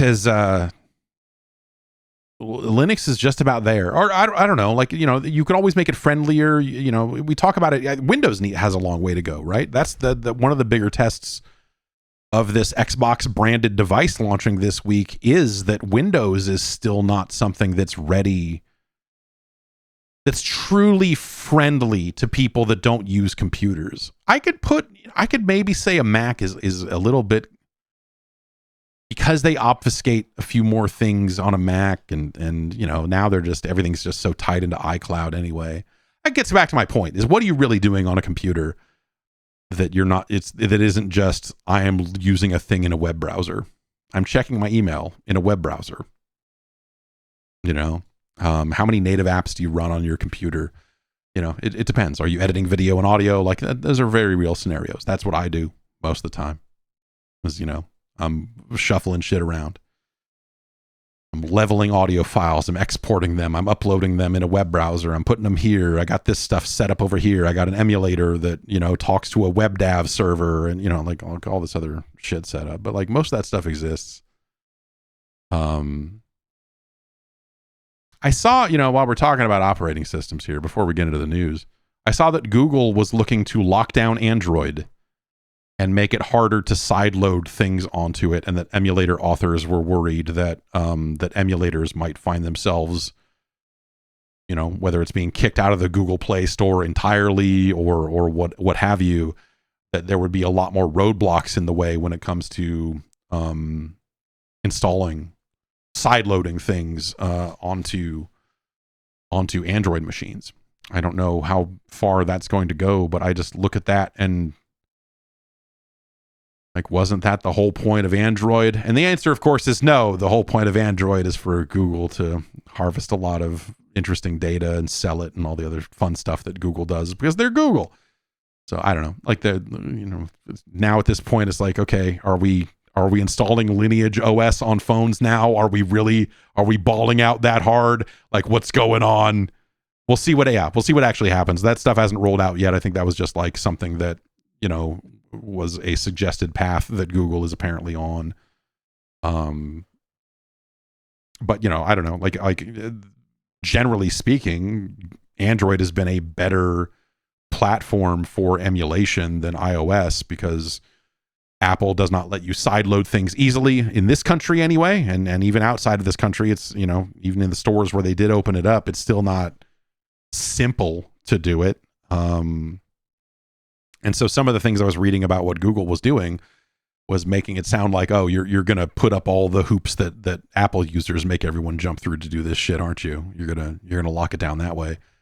And there's some stuff on iOS that you just can't do through Apple's store that would benefit more high-end emulators. Things that are trying to emulate newer systems and stuff would take advantage of the full power of the system. But because of the way that Apple restricts just-in-time compilers and all that other stuff, like you are kind of locked out of stuff. Whereas Android does not have that restriction currently. It's weird, man, to think about it, because like that was the whole point, is people were like, oh, Android, that's the Linux of phone OSs. And you're like, yeah, yes, it is. But also, no, it is not. And so someone needs to, I don't know if it's Lineage OS or what the actual best option for, like, if you want a good de-Googled Android-based, like Android-style OS for an Android phone. I don't know what your options are these days, but I don't know, man. It's all bad. In conclusion, In conclusion, it's all bad. Let's take our final ad break, and then we'll come back and we will get into the news after this. It is once again time to upgrade your underwear. That's right. Fall is here. It's getting wet outside, and if not wet, then at least cold. You know, you're wearing layered clothing that sometimes can have the opposite effect. I don't know. Sometimes you're literally sweating your balls off in these layers of clothing. You need underwear that can stand up to anything. You need MeUndies. MeUndies underwear are ridiculously soft. You know, you'll never want to take them off. They're made with this micromodal fabric that feels like a cloud, but they still breathe when things heat up.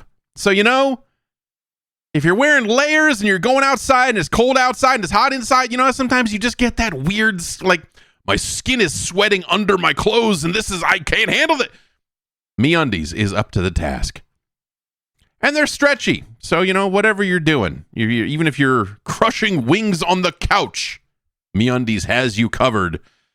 And hey, Halloween's right around the corner. MeUndies has limited edition Halloween line here with fun, festive prints, including glow-in-the-dark underwear, which is always fun, I find. They've got a style for everyone. A cut for every butt, as they say, over 20 different styles in 100 different colors and prints. That micro-modal fabric is breathable, stretchy, cozy, perfect for crisp mornings, chilly nights, and everything in between. If you're layering up for a hike, if you're lounging around all day, MeUndies moves with you, keeps you comfortable. And there's the Breathe line, which is designed with moisture-wicking and anti-odor technology to help keep you fresh through, you know, fall workouts. Now, you're out at like a pumpkin patch walking around. You're out there walking around? MeUndies! They also use sustainably sourced materials and work with partners that care for their workers. And hey, guess what? If you're not happy with your first pair of undies, it's on MeUndies. But you're going to be happy. With more than 30 million pairs sold and 90,000 five-star reviews, MeUndies are an essential must-have for every drawer. I'm finding more and more often that this ends up being true. I am wearing MeUndies undies right now. And nothing else. Right now, if you're in the sound of my voice, you can get cozy and spooky for less with deals up to 50% off at MeUndies.com/Jeff and enter the promo code Jeff. That's MeUndies.com/Jeff and the promo code Jeff for up to 50% off MeUndies comfort that's made for fall.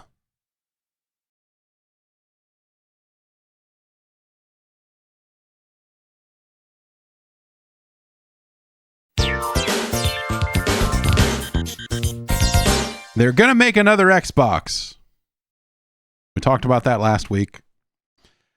But now we've got some alleged details. These details come to us from Moore's Law is Dead, which is the YouTube channel where I first heard of it when this channel had dev portal documentation of the PlayStation 5 Pro before it had been announced. And I took a look at it and went like, okay, yeah, that all sounds like it's probably legit. That ended up being pretty dead on. And they have gone on over there to have some updates about the next PlayStation. I think we were talking about that 1 or 2 weeks ago. And now he's reporting something about what could be the internals of the next Xbox, the AMD Magnus APU. Not really a ton of information here. You know, he's trying to break it down, and this is, you know, and videogameschronicle.com did a bang up job recapping this as well. Kind of trying to place it as to like, oh, would it be more powerful or less powerful than a PlayStation 6? Which is, I think, kind of crazy, work to be doing right now when even the PlayStation 6 specs were going off of leaks upon leaks upon leaks with that as well. But the upshot here of, kind of his takeaway from it is that the Magnus could theoretically be more powerful than the PlayStation 6, though obviously more expensive, and that it will probably need more RAM and some of these other things as a result of some of the same speculation I think a lot of us have been doing here, especially if the next Xbox is also a computer. If it is a more open-ended device and not just a closed and extremely bespoke console, which, again, in a world where everything is an Xbox, and this week they're shipping this partner device with your friends at Asus, your best friends, your best buds, tell them I said hi. That would make sense. One little angle here that I thought was interesting, we can go to, if you want to see the stats and all this other stuff, I would recommend going and watching the video rather than me recapping a recap here. But the idea here that he comes to as he's pulling through all of this stuff is that if Microsoft has their own device out and it's an Xbox and it's still a PC and it's still running Windows or whatever, that this might also be an effective check against price gouging or price increases on behalf of partner devices. As the kind of handheld PC market continues to grow, or if other kind of OEMs decide to make their own similar devices, if Microsoft is out there with a device that, they charge $1,000 for, I don't know, $1,500. Like what are they charging for this thing? Like probably a lot of money. If it ends up being more powerful than a PS6 and we're talking about a PC, like what case are you going to make for this that makes it a reasonable price, especially in this day and age when nothing is reasonably priced? Like I don't, does this thing end up being $1,000, $1,200, $800? Like what range of pricing does an Xbox PC end up coming in at? Especially, like this APU from the look of the specs, it's not cheap. It's a pretty high-end thing. So compared to, again, we're days away from $1,000 handheld Windows machine about to come out. And that's just running like a Z2 Extreme or something, which is like cool for that form factor. Anyway, basically, I think, his kind of ray of hope coming out of this is that, like, and the quote here is, this is going to be viewed, I believe, as a cost-optimized, mass-produced device that can potentially put a check on OEMs and pre-builts overcharging for their gaming desktops. For example, let's say Asus wants to sell you a pre-built with a 4070 in it for $2,500. How could they possibly get away with something like that if there's an Xbox console out there that runs some version of full Windows 11 and actually has RTX 5080 or better raster and possibly around 5090 ray tracing performance?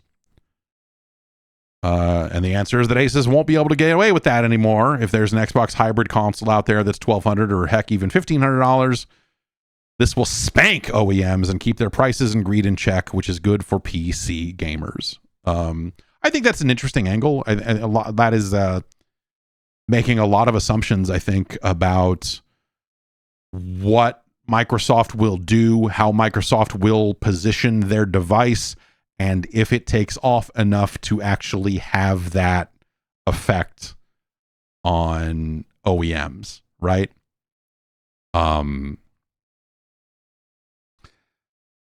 Dan Dagan says, even if the Xbox is cheap and more powerful than a PlayStation 6, Microsoft can't make a game, so people might still trust Sony's developer record. Sure. I mean, but like that's not the fight anymore, right? I mean, I think the minute that Microsoft is making something that runs Windows, the fight is like, okay, now this thing runs Steam, right? Now they're making a device that plays all your PC games, and they're, like the comparison to PlayStation 6 is a completely different, like it is not quite apples and oranges because they're still boxes that hook up to a television and play games, right? But like when we talk about the console wars are over and who cares and all this other stuff, like this is part of that, right? You're continuing to go down this road of like what even are these devices anymore, and you know, and what audiences are they trying to please with this, right? So I think a console that can play, that is as open as a PC, that I can fucking do shit with, right? That I can run Steam on, that I can run, you know, basically whatever I want on there. That sounds very attractive in terms of like, here's a reason to have another set-top box. Like, if they put out another Xbox and it's another closed system of where it runs its own unique versions of games, and it is still this closed thing, and they're still like, well, we still do Xbox Play Anywhere, and so you can play these games on PC, but you can play them on an Xbox. Like that, they get nowhere with that, right? They're getting nowhere with that right now, right? That's their strategy today, and people don't seem interested in Xbox at the moment in great numbers, shall we say. So I think that, like, if they were to do that, if they were to make a really good, and again, friendly, if they were continue to work on Windows and make it friendlier to use with a controller while still maintaining a level of openness, I think that's cool. I think it fundamentally changes their business, but I think that like their business is about to go away anyway. When we think about like some of the services business around like, you know, what used to be Xbox Live Gold and how that was such a huge money driver for them, but they converted it to Game Pass, and now Game Pass is going up in price, and now they're trying to find ways to, you know, maybe get you to, hey, what if you signed up for a lower tier of Game Pass but still bought games when we put them out, or, you know, like whatever the calculus is there. That stuff's getting muddy, right? In a way that I don't think that a closed platform is going to do anything. I don't think it moves the needle for them. If they came out with a system and it was more powerful than a PlayStation 6, I think people would still go, well, okay, that's fine. But I think Sony still has the games. Like if people that were interested in console gaming, I think that that's something that, you know, they would probably still lean PlayStation after the way this generation and the generation before it have gone. Unless Sony fucks up completely, which, you know, they're about due to fuck up real bad, right? I mean, with the way this all works. So I think that, like, as a bullet point, as a selling point, an open machine that could run Steam, that could run whatever fucking weird emulators I want to install on it without having to go like, I'm going to enable dev mode on my Xbox and go find this weird build of this thing and install it. And this, you know, if it was just like, yo man, it's a fucking Windows machine, I don't know, go download a thing and install it. I'd be like, yes, awesome, let's do that. And so, you know, I think that that's just a very different offering than the traditional console experience. And then you look at, but again, remember, you know, part of this is what audience are they trying to please? For Microsoft, the audience in Japan it's a lost cause. And maybe they get some interest, you know, as the handheld PC space takes off in different ways. You know, that is the Steam Deck has had, you know, they launched it in Japan. There was some interest around it there, and I don't know how well it's doing numbers wise or whatever, but at least like there was a little bit of there was notable interest in that form factor, in that kind of device in that market, right? So maybe that ends up being the way Microsoft eventually gets people to care about their platform in Japan, is to say like, hey, it's a Windows machine, it's a PC, and it's an Xbox. I don't know. But if we think back to what the leaked Sony strategy is, which you know, if that makes sense, and I think it does make sense for this weird kind of identity crisis, I think a lot of the gaming industry is heading into, if not there already, combined with the identity crisis of like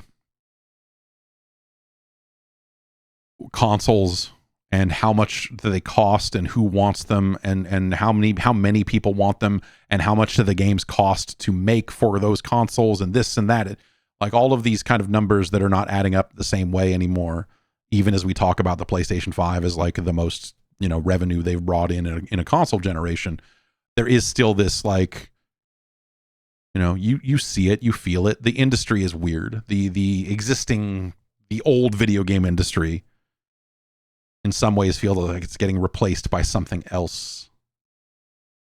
And so if Sony's strategy is, hey, we're going to have a console and it's going to be very powerful and it's going to be a console, like, okay. But then they're also, again, if the leaks are to be believed, if they also produce a handheld and say, hey, this handheld runs the same games as the console does, it's like a Switch, but you have to buy 2 devices because fuck you. Or because they want to have something out there that's also performant. You know, they don't want to just have the handheld. I think that's a fine strategy, actually. That is something that I think the Japanese market could resonate with, you know, in terms of like, oh, a handheld, okay, we can get behind that. Will it run Monster Hunter on the train? I don't know. What, it's a very ancient way to think about it, I suppose. But again, you know, Sony has interests like that in that part of the world that I think Microsoft is a little free and clear of because they have failed so miserably at attracting the Japanese market up to this point. That I think it's sensible for them to say, oh, dude, what if this thing was a computer? Like, all our games are coming to computer anyway. The only problem you run out on there is like this idea of some of that revenue, but they've already converted it, right? It used to be like, oh, they'll never get rid of Xbox Live Gold because it makes so much money for them, so they could never just ditch it all for a PC. Well, now they've migrated that over to Game Pass. And the final migration of that is, by the way, there's really no more console Game Pass because all these things are PCs anyway. So, you know, there's no separate PC Game Pass anymore. There's just Game Pass because everything that's coming out now runs on all of these machines. And that's how they kind of unify it and present it as that sort of unified platform. Even if the platform is open, they still theoretically get that Game Pass revenue. Now, of course, they have raised the prices on Game Pass to a point where I'm like, that's crazy. And I don't know that that's worth it anymore and what have you. And you know, like taking, and honestly, like, I think when you end up in this system and you know, even if they were to get to a point where, like, PC Game Pass does exist today, but if we get to a point where they eliminate it because all of it is PC Game Pass because there's no such thing as console Game Pass anymore, you still have to compete against Steam. And they can, you know, make it a little challenging for people to install Steam on such a device if they wanted to. But, like, at the end of the day, they're entering a crazier, more competitive, weirder landscape than the one that they've been in, competing with Sony and Nintendo, right? Because now all these storefronts would run on the same device, theoretically. That you can boot into the Microsoft Store and you'll have the players who are used to that experience, that consoleized experience. Maybe they'll never explore. Maybe they'll never install Steam. They'll never know anything about it. They'll never care. And so maybe that's the play.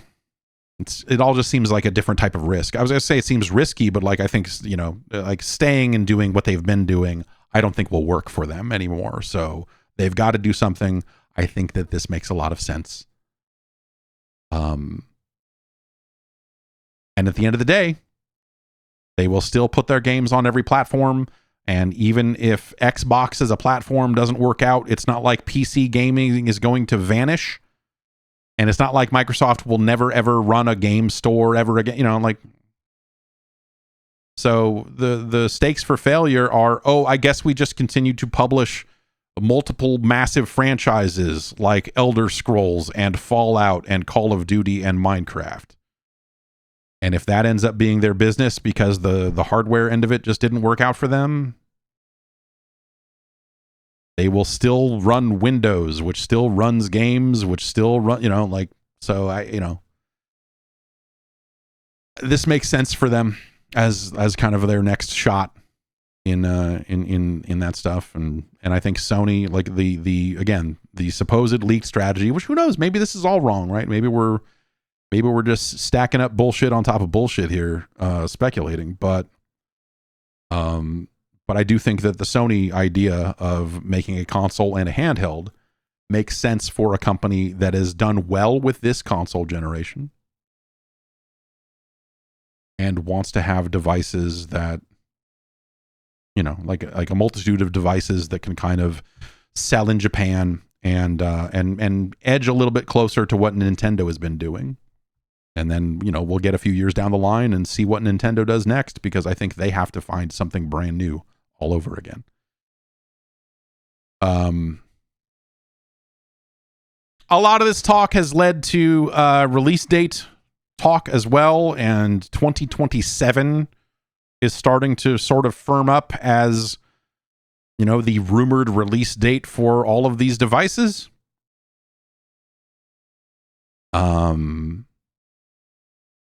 So that would be new consoles in 2 years. And that would be new consoles, what is that, 7 years after the release of the previous generation, which I think that's a cycle. 7 years is, it's not 10, but 7 plus they probably support these existing boxes for some number, or at least Sony does, for some number of years. Yeah. That's about the same as it was last time. So that would make a ton of sense. They have to, you know, they had to make a bunch of decisions about hardware and what is the right hardware to come out, and what is the right hardware for the right price. And some of these decisions they made probably a while ago now, and now they're finding themselves into this new era of bullshit tariffs and all this other horse shit that is going to impact their pricing and availability and AI and every, you know, all this other garbage that has kind of been thrown in their way. I think will, you know, it will impact us for years to come. I think even if if every tariff went away tomorrow, I think it would still, there's been enough of a drag on things now that I think even by 2027, we would still see some shit. So I think 2027 makes a lot of sense. That has been what some of the speculation has been for sure. I think that again, just from, it maybe not make sense for, you might not feel like you're done with your PlayStation 5. Some of you might not feel like you've even gotten off the ground with your PlayStation 5. But I think that, you know, in terms of when decisions have to be made and when, you know, like how a lot of that stuff just kind of has to go, I think that probably makes a lot of sense for targeted release dates. If you go too much further past that, then your technology just gets older and older and older, because you had these decisions that you had to make 3 years ago about architectures and everything else. Everyone's working with AMD again. They've announced all that publicly. So we'll have a bunch of AMD machines all over again. And we'll see. Meanwhile, more in the here and now as opposed to a couple of years down the line. Man.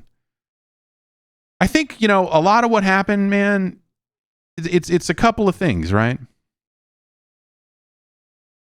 Time got weird. This generation, this last 5 years, you know, so basically since 2020, it's why there's a whole category of TikTok video where people are making like their shitty, like bad analog horror videos. And they're like, 2019 was the last year. You've been shuttled off into another timeline. That's why everything feels so weird and bad.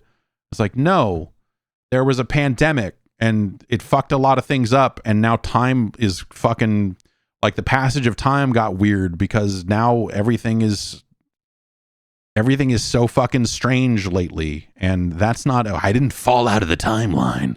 Like, no, like all this other shit fucking happened, like, in the world, and is still happening in a lot of different ways and different reasons, right? So it's funny because I think about it, I'm like, man, I remember when Sony sent the PlayStation 5 out pre-release, and I had already had an Xbox Series X in the house for a few days when the PS5 showed up. And God, dude, my daughter had been born in mid 2019. And then she was like a year and a half old or whatever it was by then. And we were starting to work on having a second one, and then that was a bumpy ride. But like, yeah, that was 2020. It does not feel like that was 5 years ago. It feels like that was maybe 2 years ago in some weird way, but here we are. And yeah, anyway, I think there's a lot of reasons why time feels weird, and because of everything that has happened outside of the world of gaming for the past 5-6 years. And so, but in real time, by the numbers, 2027 will in fact be long enough for them to make another console, even if it doesn't feel right. And I'm with you. Like none of this feels right. 2 years, 2 years from now somehow feels like it will be forever, and 5 years from ago feels like it just happened. It's a weird. And maybe you feel differently about that, but that's kind of where I'm at right now. The idea that the idea that it is currently mid-October, that we're here, it's Q4, Black Friday is mere weeks away, and whatever's left of video games this year, all the big ones still have to ship here pretty soon. Like it's weird. It's weird.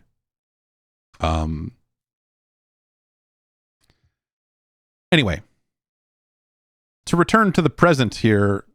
Another bit of rumor went around, and people started getting online and claiming that Target and Walmart were pulling Xbox products off their shelves. This was accompanied by some photos of like empty Xbox software, the weird plastic holders they put things in at the store, like that those things were being packed up and rolled out. And people saying like, oh, this stuff's done. Like this was on the heels of the Costco and I guess Sam's Club. I think that those warehouse stores did actually pull Xbox out of the stores. Or at least I know Costco did. Sam's Club, I heard it also happened. But I did not look into that one. Target and Walmart would be a crazy, that would be a very serious blow in terms of like remaining retail shelf space for a device and all this other stuff. And it's another situation where Microsoft had to like actually come out and comment on a rumor. Windows Central got this quote out of them. And some of the quotes going around, this is all stuff that got like posted on Reddit, right? It's like people saying, I work for Target and this is happening, and posting pictures.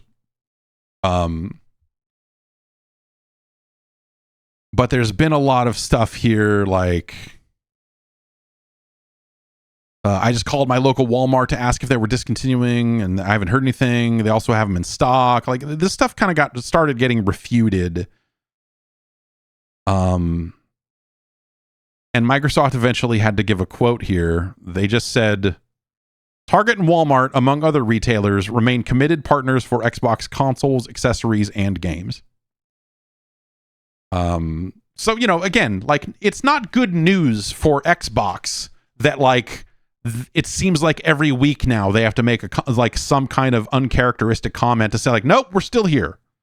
Yes, we are still working on new hardware. Yes, Xbox is still available in Target and Walmart. For what it's worth, I found myself in a Target over the weekend, and they did not have any Series X hardware. They had 2 Series S's. They had quite a bit of Switch 2 and PlayStation 5 stock. But also, like, the shelf space for physical games is something that is going down to where I'm not sure that Target had any physical Xbox games in stock. They had about 16, 4 rows of 4. Like it was 16 or 20 different PlayStation 5 games. But they had, like, for software on the Xbox section, they had a bunch of gift cards, including one for Redfall that was like still said $69.99 on it. And I was looking at it and going like, Jesus Christ, what the what is happening here? I bet if you went to the Xbox storefront that you would not, there's no way Redfall is currently $70 in that storefront. But you know, like I do, you know, like I don't think it's out of character. I think for some of these stores, especially for Xbox stuff, because of the way that Game Pass has impacted game sales and whatever else. So I got home and once because I just noticed that, like, oh man, they don't have any Xbox hardware or any Series S hardware here at all. That's kind of crazy. A lot of controllers for both systems, but that was it. And so I came home and and then I discovered that there was this rumor going around that Target was getting out. And I was like, oh my God, did I just like managed to stumble into a Target on the day that this was all supposedly going down? And I started looking around and I started trying to figure out, like, okay, what is the most recent Xbox physical game that would be mainstream enough for these stores to carry? And I started looking at all the stores kind of in my area, like, you know, like I'm in Southern California. And I started looking at, you know, like 50 miles around me, like 100 miles around me or whatever. And for games that it seems like they should have, but maybe like is borderline. Like I looked up Call of Duty Black Ops 6 because I figured like that seems like a game that they would have. It's a year old, but you know, it's the current Call of Duty. It seems like something that they would have in stock. And I found that like none of the stores, like there was like one store in like a 50-mile radius that had it in stock. Starfield, like similar deal. Indiana Jones, basically nowhere. And then I looked at Madden, and Madden, the Xbox version of this year's John Madden football was in a lot of locations. It took me a long time to think, like, what's a mainstream game that would be physical on Xbox? I was like, and I could only think of first party stuff for a while, but like Madden was in stock in a lot of places. But Starfield and Indy were not at most locations. And so, you know, you could chalk this up. I don't know what you chalk this up to. Reduced shelf space for physical games, I think, is something that we're all heading towards, whether you like it or not. I do think that if you stretch this timeline out another 5-10 years, 10 years, maybe closer to 10 than 5, that I would start to assume that physical games are going to become a little bit more bespoke, boutique in nature. The limited run games of the world will become more the norm for anything that isn't the biggest of the biggest of the biggest.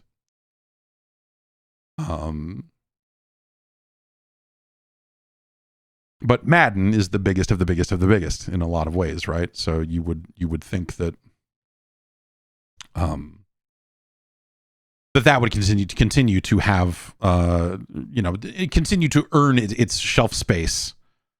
But would it earn it for Xbox if people aren't buying games on Xbox because they're signing up for Game Pass, and people aren't buying Xboxes, and they're, you know, if that ecosystem is like fractured, which it seems to be these days in some ways, then you do start to wonder where that eventually leads. And yeah, I don't know. I don't have any I don't have anything definitive to say at the end of this, other than I started poking around specifically for software. And though I could find some hardware and things of that nature and accessories, again, controllers all over the place. But when I started looking at targets in my area, and again, Southern California, I started looking in Los Angeles, which, like it or not, Los Angeles is a major metropolitan, whatever. And in the surrounding areas, it was spotty, I would say. Spottier than PlayStation stuff. When I started to look in comparison, like the Xbox stuff seemed not as prevalent as PlayStation 5 stuff, which I think ties into everything we've been talking about with Xbox for a long time. So I don't think Microsoft is lying here. I don't think they're saying, oh, Target is a trusted partner, when Target is definitely on their way out. I don't think Target is on their way out, but I do think that Target shelf space in a Target is very hard to come by. And if things are not moving, then you've got to reduce that shelf space. And so I don't think it's a world where they're going to completely punch out and not have Xbox hardware. But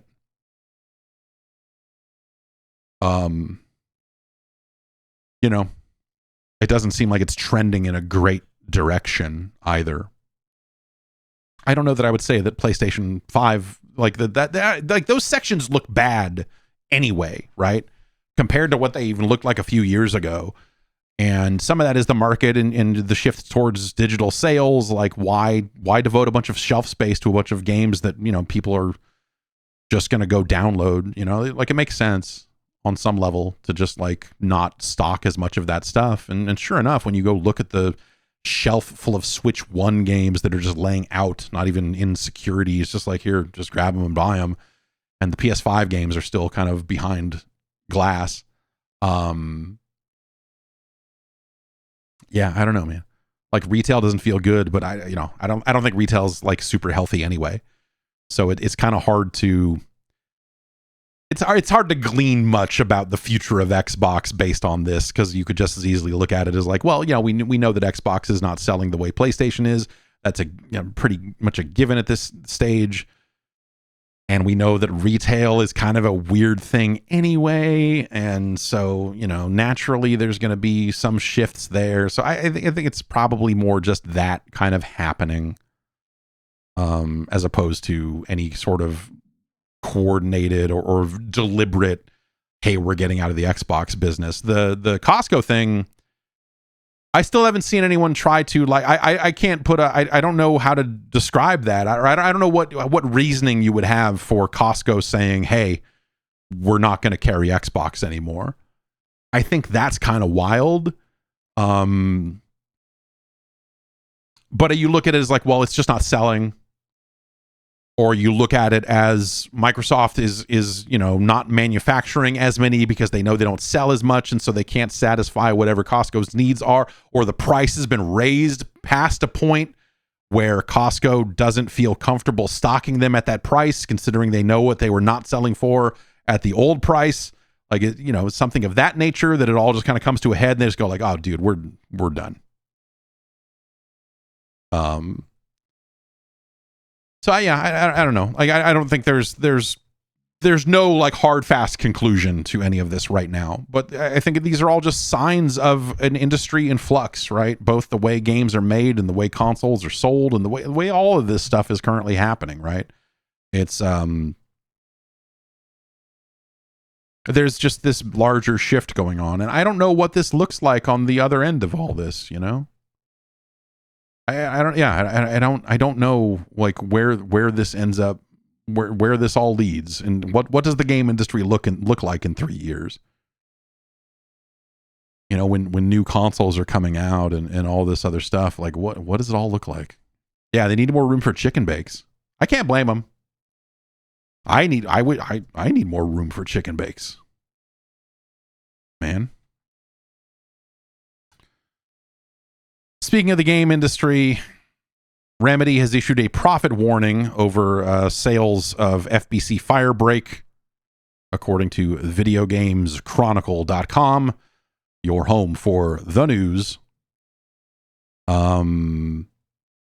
This is a note that they put out to investors, reporting that sales of FBC Firebreak have not reached their internal targets, and they've lowered their outlook for their current business year, which will basically result in a hit of 14.9 million euros, which, according to this, represents the majority of the game's development and publishing costs.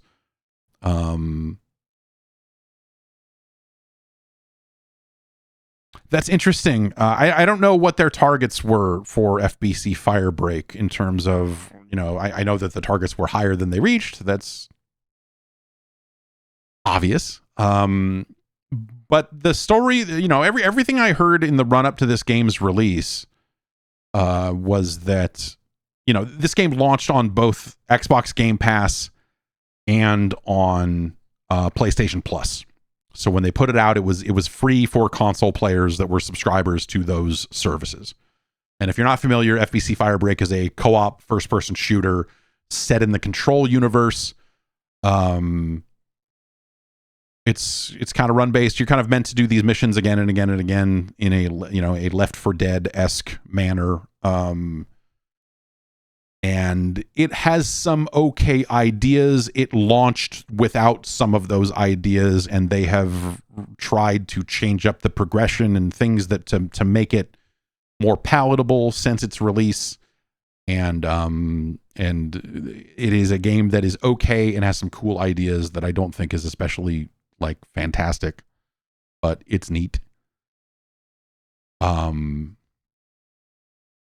But I don't know. My understanding was that because the games were on Game Pass and PlayStation Plus or whatever tier of PlayStation Plus it ended up on, that this was not a main project for Remedy. This was something they were doing while other games were ramping up, and they had people that could work on this, and they wanted to do a multiplayer thing anyway, and then that kind of just things aligned for them to make this game.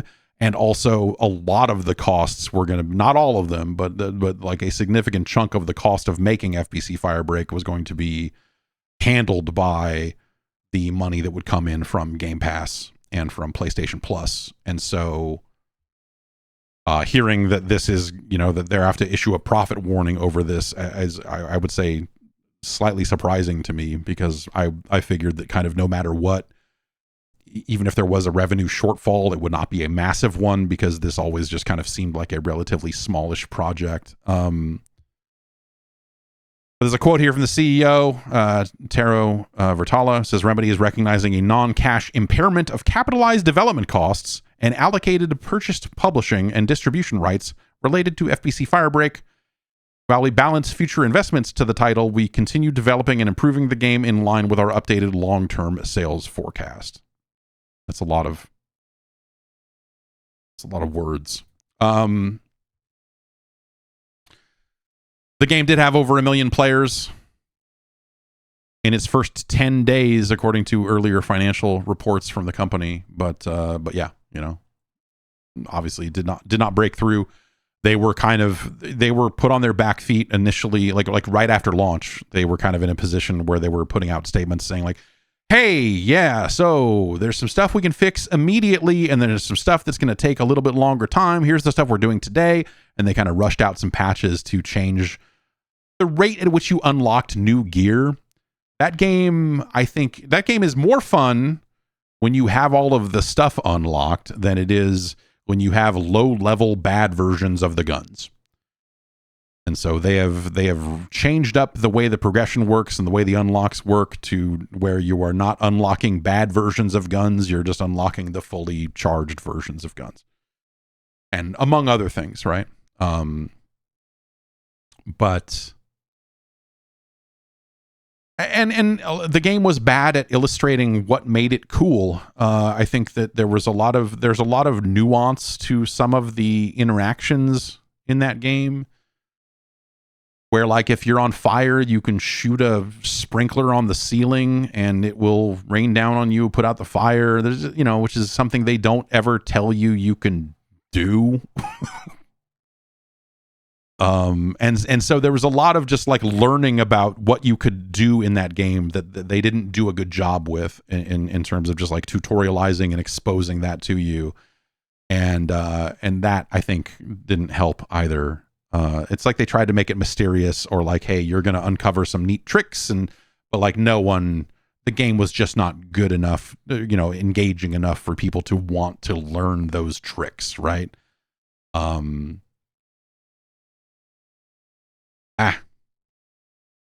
It happens, man. I don't know. But that's, yeah, they're issuing a profit warning over that.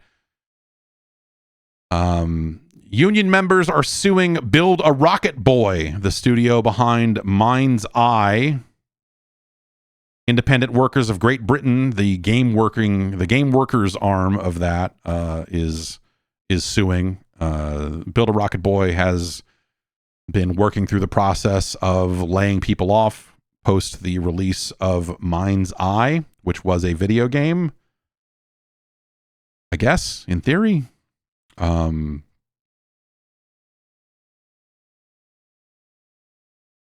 But they have written an open letter to the executive leadership at Build a Rocket Boy. Basically, the bullet points of this letter are that, okay, They say, we estimate a UK majority of 250 to 300 workers across the company have now lost their livelihoods. These layoffs happened because you repeatedly refused to listen to your workforce's years of experience, resulting in one of the worst video game launches this decade. I'll co-sign that. That's yes. Yes. Mind's Eye is probably one of the worst video game launches this decade. Here are a few of the issues: lack of transparency and communication, unbearable levels of overtime, which says here, in the 4 months leading up to the launch of Mind's Eye, you implemented a mandatory 8 hours of overtime per week for every single employee. Time off in lieu was given at a rate of 7 hours back for every 8 hours worked, and many have still not been able to take this time off due to your continued requests for extra high-priority work even after launch. Disastrous handling of redundancies.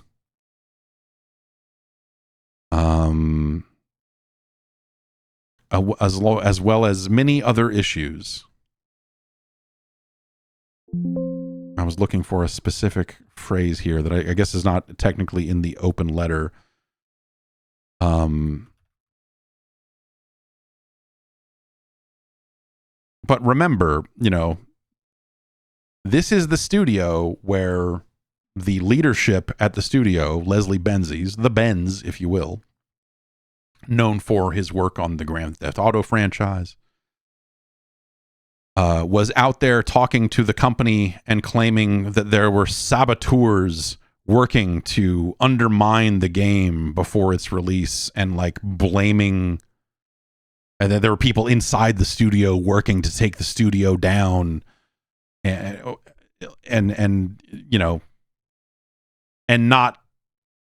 not recognizing that, hey, you've got a bad idea. You've pivoted into this kind of bad mission-based game out of your weird sandbox NFT nightmare that you were building previous to this, and that there are other people inside and outside of the companies working to take it down, which is fucking insane. The IO Interactive signed on to publish Mind's Eye, and there were quotes from them recently where someone finally asked, hey, do you think that there were saboteurs? And they were like, no. And also we might not continue our publishing arm ever again because of how shitty this experience was. This was not, I don't know. I don't know who you think, do they think that Sam Houser was out there paying people to make Mind's Eye bad because of whatever love was lost between them on their, when that whole thing broke up? That's stupid.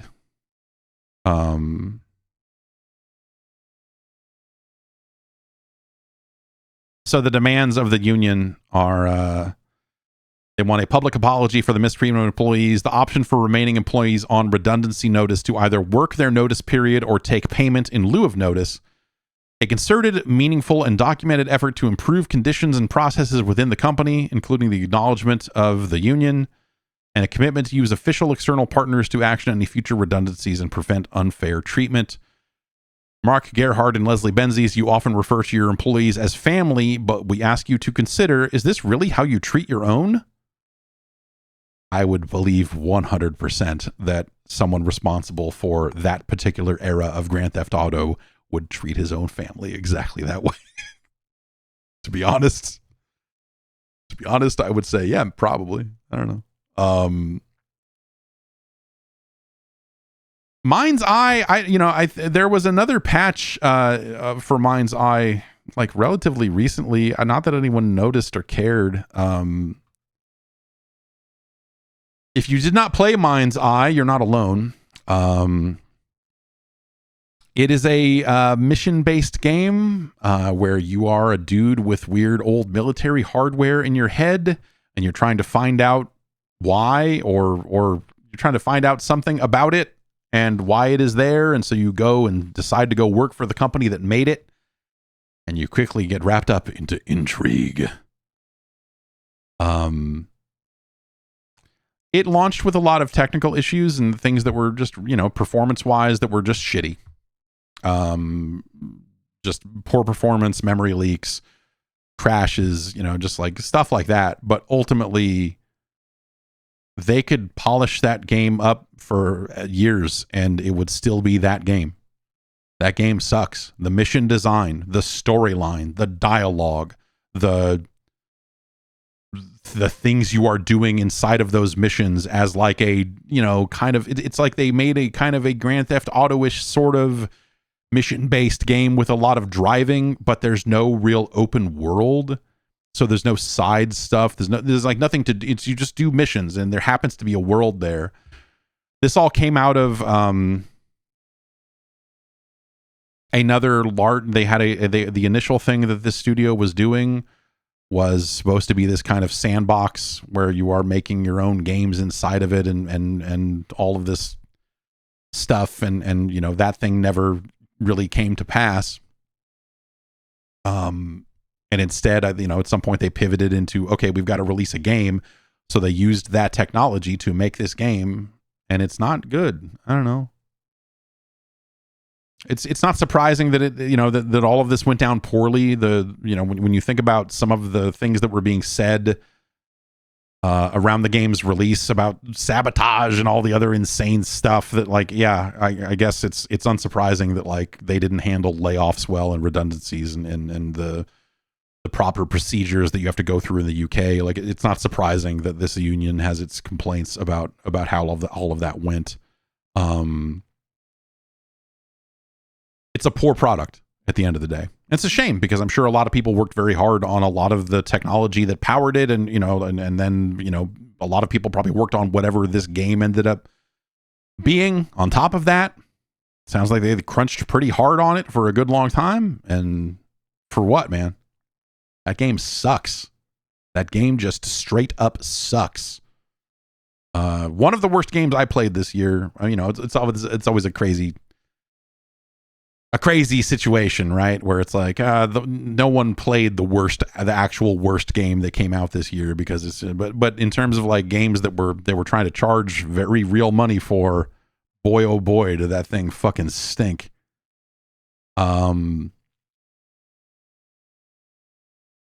I think my favorite thing about the Mind's Eye everything. Well, no, my favorite thing is that, you know, that you had people inside the studio, like the studio heads, blaming sabotage. That is my actual favorite thing because what the fuck.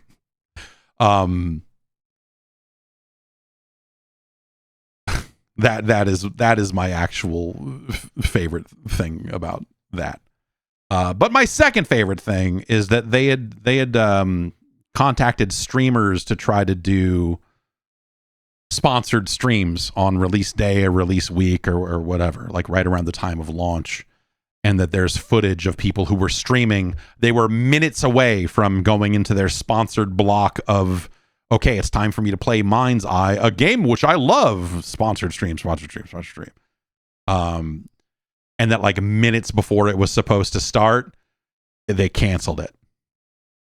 In some cases, when like, oh no, we're not doing this, or like people laughing their way through the game, like, yeah, you could buy this, and so like a lot of like just ridiculous, a ridiculous rollout. I had already suspected this was how it's like some parts of it were going to go sideways. When I knew that Mind's Eye had a release date, I knew that they're probably going to send out review copies relatively soon. And when I inquired about it, I got back a form, and one of the spots on the form was, please link to any previous coverage of Mind's Eye you have produced, which is, I'm going to say, a relatively clear sign that they were trying to filter out, like, oh, we're not going to send, like, it was a clear sign of just like, oh, they're not going to send this to most people. Like, no one's getting this. No one's getting a review copy of Mind's Eye because like all the stories about it for the past 2 weeks have been super negative and about the crazy sabotage story and how insane they are. And so once it was like, oh, we're going to try to check and see what they said about our game before we send it to them, I was like, okay, yeah, no one's getting this. Super gross, dude. Netflix. It turns out the Netflix of video games is Netflix. No? Okay. Netflix has announced that they are going to be putting out some streamable video games. You're going to be able to stream video games on Netflix, which is interesting. They've done some interactive video and some other cool stuff before that was interesting. They've also had mobile games that you could only play if you were a Netflix subscriber, which I think is really dumb and not a good fit. Instead, what they're going to be doing is releasing a couple of games that you will be able to play on TVs, streaming via streams.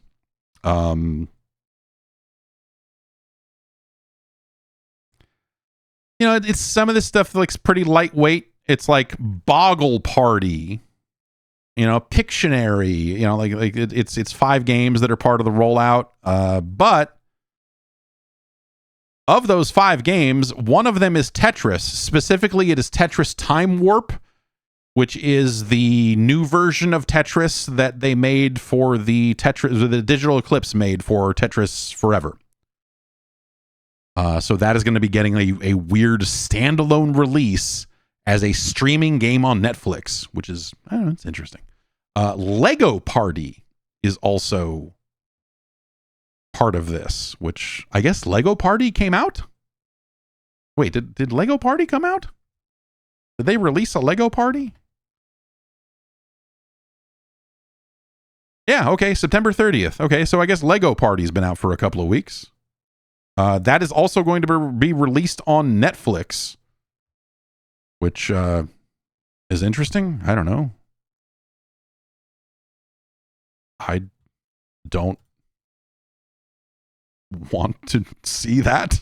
But okay. But I don't know. Like the idea of playing Tetris on a video, on a with like streaming latency is interesting. I wonder if they made any changes to it to kind of better facilitate that, or if it's just the game kind of raw. It's an interesting, I don't know. Netflix, I feel like Netflix has been wanting to do something with games for a while. And obviously they were doing the mobile stuff, and they've done some of the interactive TV things. And so it's like they've tried a few different things. This feels most, I don't know, playing to the strengths of what Netflix does, right? Streaming video to people. I wonder if this is something that they try to get into in a real way.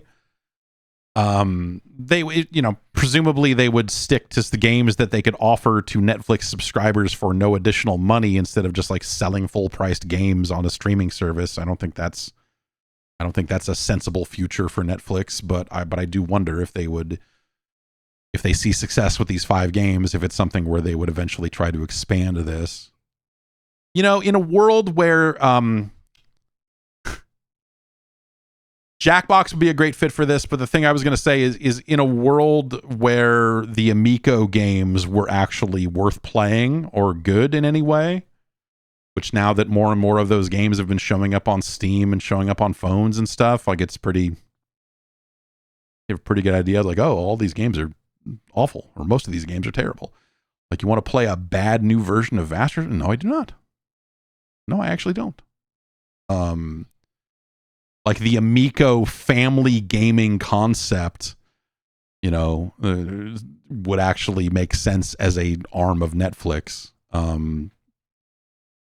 But whatever. At the end of the day, they're going to have Boggle and some of these word games, puzzle games, like kind of the relatively simple stuff that I think makes a lot of sense for Netflix to be getting into. And the games that they're choosing to release are probably much smarter choices than anything that was announced for the Amico, I suppose. That there's still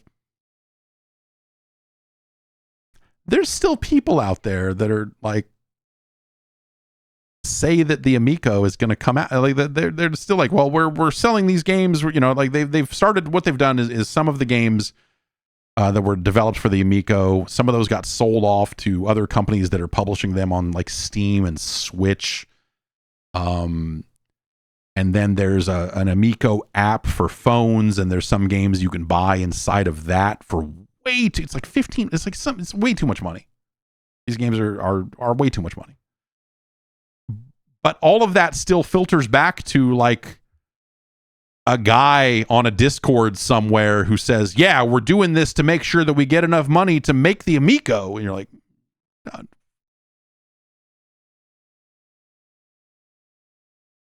I guess the minute that guy says, no, the dream is dead, then everyone wants a refund, right? Like right now, someone wrote in a few weeks ago and said that they were looking for a refund, and there's like a set number of dollars set aside every month for refunds, and they're being processed in order. So like that guy had filed for his refund and was told like, oh yeah, in some number of years you'll be able to get your refund, which is like,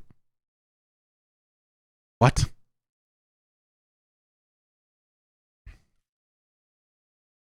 Bizarre that that's still a thing.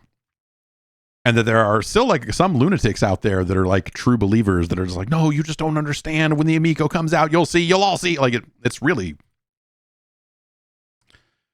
well, whatever. Is that hard to believe when we look at what, you know, what Facebook and social media has done to people's brains, and we look at the, you know, political climate and the insane shit that people are willing to believe despite the like the facts staring them in the face a lot of the time. Like, is it that hard to believe that like there's a couple of just like people that are just all the way gone that are just like the Amico? They're like, yeah, okay, I don't know. Like people are fucking ride or die for the dumbest shit imaginable. I guess it makes sense that there would still be someone that would be psyched about the Amico. That's going to do it for the news. Why don't we take a couple of emails here? podcast@guard.bike is the email address for you to send your emails to. If you send them anywhere else, I won't see it. Let's see. What do we have here? Phil from Detroit writes in and says, physical media is back? Are you fascinated by this revitalization of CDs and DVDs? I get a kick out of seeing newer generations fascinated by them, the way that millennials got into records and tapes. Also, what is your experience with disc rot? The revitalization of CDs and DVDs, I don't know, man. For me, it's like the people that are making cassette tapes and selling tapes on Bandcamp. I think that's the fucking true psychotic shit. But tapes are also kind of cool. I keep thinking about buying a new tape player because I've gotten some tapes off Bandcamp. It was just like, well, I'm gonna buy this album, and I guess I get a cassette tape with it. What? Sure, why not? It's been, I'm trying to think back the last time I had a car that had a tape deck in it. I bought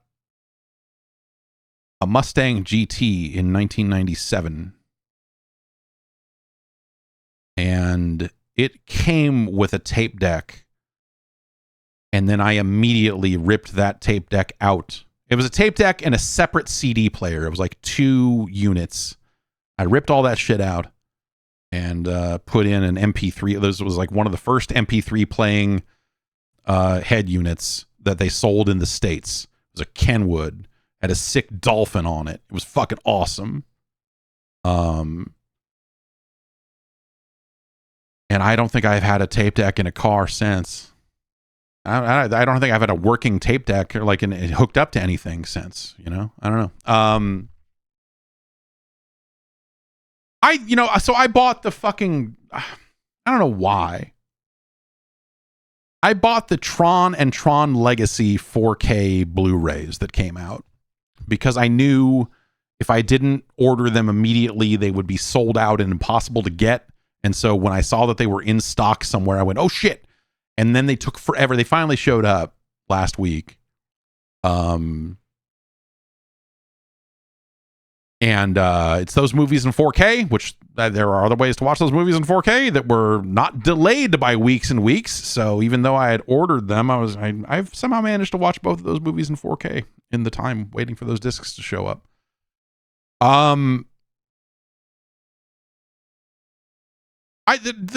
I don't know, man. Physical media is a great way to like have backups of things that you ripped and threw on a shelf, I guess. I don't know. Like I have no desire to interact with discs. I have no desire to like have a shelf of discs and take one out and put it in the player and watch a thing and do this. And when I can just do that once and through the magic of this awesome fucking external Blu-ray player I bought for like no dollar, for like 40, 30, I don't know, some stupid low amount of money. That problem is now solved and I don't need to keep getting back to the shelf to put a thing, you know, like you rip the CDs. I have a zillion CDs in the garage that I re-ripped as FLACs because, you know, I ripped a lot of them decades ago into like MP3s that were like 112 kilohertz. You know, it was like garbage quality MP3s. Had to be replaced. Re-ripped them all as FLACs. And I don't know, like that's the value of physical media to me is like, okay, here's a backup that is a little more static. Like if a hard drive crashes, then I'm well, fuck. I guess I got to rip this stuff again, you know, and that's why it's there. I don't know, but I don't like the revitalization of physical media. I don't think that's. I don't know. It's all that stuff is kind of pointless. Fred Chuck Dave says hates physical media, owns 50,000 games. You'll notice that most of those games are from an older era, and up to a certain point, it stops. I think I have one PlayStation 5 game. It's Hades. They sent me a copy of Hades. Also, that's the other thing, is that I've been working in this industry for a long time and have a lot of discs that were sent to me for review purposes that I would probably not own otherwise. But yeah, man, I don't know. It's physical media is neat and pointless, especially for games of a certain vintage. I've got here this is a SD card here, micro SD card inside of an SD card adapter. This is 1.5 terabytes, which is bigger than it needs to be. But this has every Sega Saturn game ever released on it. This was in my Satiator. And Sega Saturn games take up a lot of room on a shelf. They're big boxes. I'm going to keep them all because I have them, and you know, there's probably some Saturn games that I would consider getting rid of, but like I feel like I'm interested in ditching mostly newer stuff and then a lot of cartridge based stuff that I don't have any nostalgic attachment to. You know, as I've said multiple times, I think the first category of game I would go through and get rid of are Super Nintendo games because I have a lot of them. I don't need them. I would keep like 5 of them. It'd be like, here's my Super Mario World. Here's my copy of Super Mario World that I got when I bought my SNES. And like a handful of other games. You don't need them. You don't need, like, there's no the reasons to have these like physical artifacts. You just don't need them. So physical media, I think, is a pain in the ass. I'm glad that it exists as a convenience, as a true, like, let me get a thing that I'm going to be able to manipulate in the way that I want to, which increasingly for modern games is not the case, right? Like Battlefield 6 was an interesting one because you had people that were getting a hold of disc-based copies of Battlefield 6 for the PlayStation, like before it was released. And so the word went around, hey, the whole game's on the disc. And people were like, yeah, cool. When you put that disc in, the first thing it does, when you launch Battlefield 6, the very first thing it does is connect to a server. And if it cannot connect to the server, you cannot play it That includes the campaign. There's nothing you can do. Like, that disc is useless as anything other than an install medium. You're not getting anything on that disc. And I wonder, the other thing I wonder is when I installed Battlefield, when they sent Battlefield 6, I got it for PlayStation 5. I installed it and I launched it and went like, okay, let's play the campaign. And the first thing it did was, you don't have the campaign installed. Like, what? And then I had to go and individually install, and I had to do it one at a time. There were 4 different packages to install. There was single player, there was multiplayer, there was HD textures for the single player, and HD textures for the multiplayer. And so I had to go through and manually hit install on all of those. I assume that I assumed that maybe the disc had all that stuff on it already and wasn't just the shell and you didn't have to go download all that stuff. Maybe, I don't know. I don't think people knew then, but maybe they did. Either way, modern games are online. Modern games require servers and all of that stuff. And so the idea of like, I've got to collect physical discs for these games, like, who gives a shit? No, you don't. Because it still has to connect to a server. Like, maybe someday, when I say maybe someday, I think the other part of the problem gets solved too. Where like, oh, you know, someone's going to come up with a private server for this and make it launch, and it'll continue to do this and whatever else. Like, okay, yeah, maybe they will. At that point, there will also be ways to get your hands on the game to where I don't need the fucking PlayStation 5 disc to do it, right? It's just sort of, you know, I don't know. Like, that's, again, like, modern games have server connections, and sometimes those servers are unavailable, and when the games run their course, sometimes the servers go away. So the idea of collecting a physical copy of Battlefield 6 for a console seems like fucking stupid to me. Dude, like, why are you wasting your time with this? Like, what do you hope to gain with this thing? I don't know, man. Like, it's on a shelf. Great. I don't know. Get it on Steam. Nathan from Calgary, Alberta, Canada, writes in and says, do you have any sense of how far along This Is Vegas was before it got canceled? Could a build ever leak? I was at PAX 2008 and they had a panel on the schedule, which was of course canceled. I just love atypical open world games and would love to play it. In the meantime, finishing The Wheelman will have to suffice. Nathan, about 2 weeks ago, a week and a half ago, maybe, it's Tuesday now, so a little over 2 weeks ago, I was on a call with multiple ex-Midway employees. And I asked the very question that you asked me. Said, who the fuck has This Is Vegas? Why isn't that leaked? What the fuck's going on? And because This Is Vegas is like legendary as a stupid fucking joke. So my understanding from talking to ex-Midway employees is that This Is Vegas was available in chunks. Like, when they went to demo it for the company, they had different parts of the game on different, like, the build was not one unified game at that point. It was like, okay, we've got this Xbox here, and this one runs the gambling one. We've got this Xbox here, and this is, you're driving around on this one. And then this box over here has the strip club on it with the combat sequence. And so I saw that game at an event, and it was, the builds were the same way there too.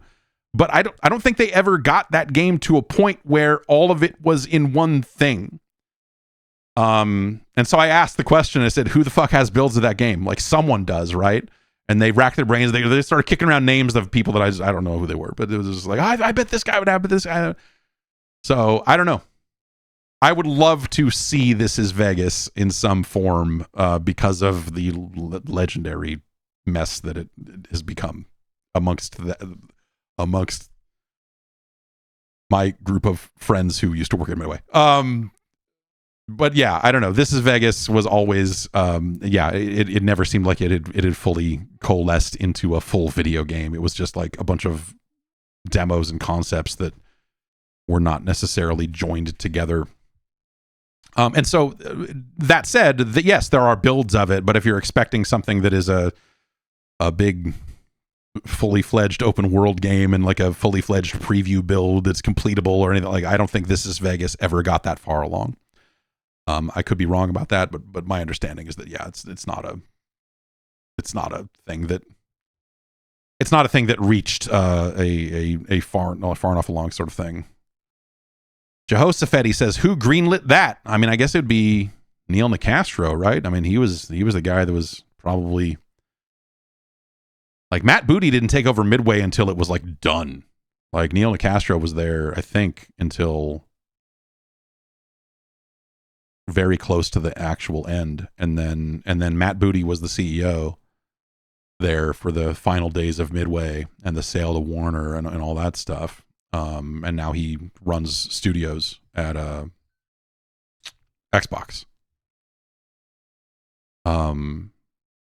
But Neil Nicastro was the guy running Midway, I think, at the time. So he would have been probably the guy to green light and I'm sure the pitch is just like, we're going to make a Grand Theft Auto. Like, yeah, we are. Hell yeah. I don't know. That'll save the company. No.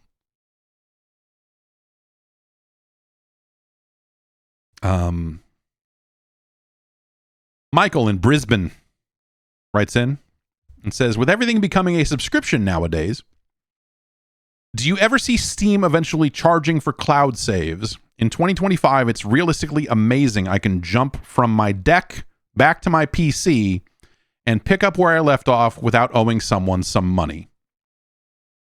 What are your thoughts on cloud saves eventually being a paid-for service? So, specifically with regards to Steam, remember, Steam takes, 30%, right? They did not change the cut that they take just because Tim Sweeney was mad about it, right? Like, they still take their cut.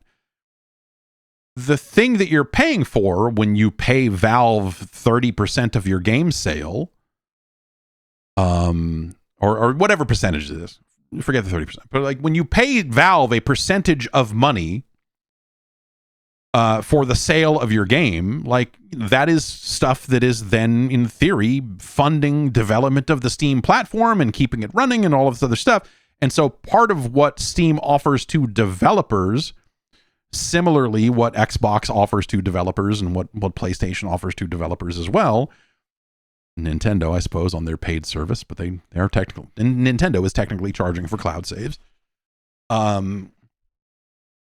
is that per title storage. Like, okay, you can store this much data per user on our back end. They're also, hey, you're also paying for, like, hey, here's a service that will let it, like, if I wanted to go delete and re-download a game 100 times, I don't think Valve would stop me. Maybe they should. But you can download that game again.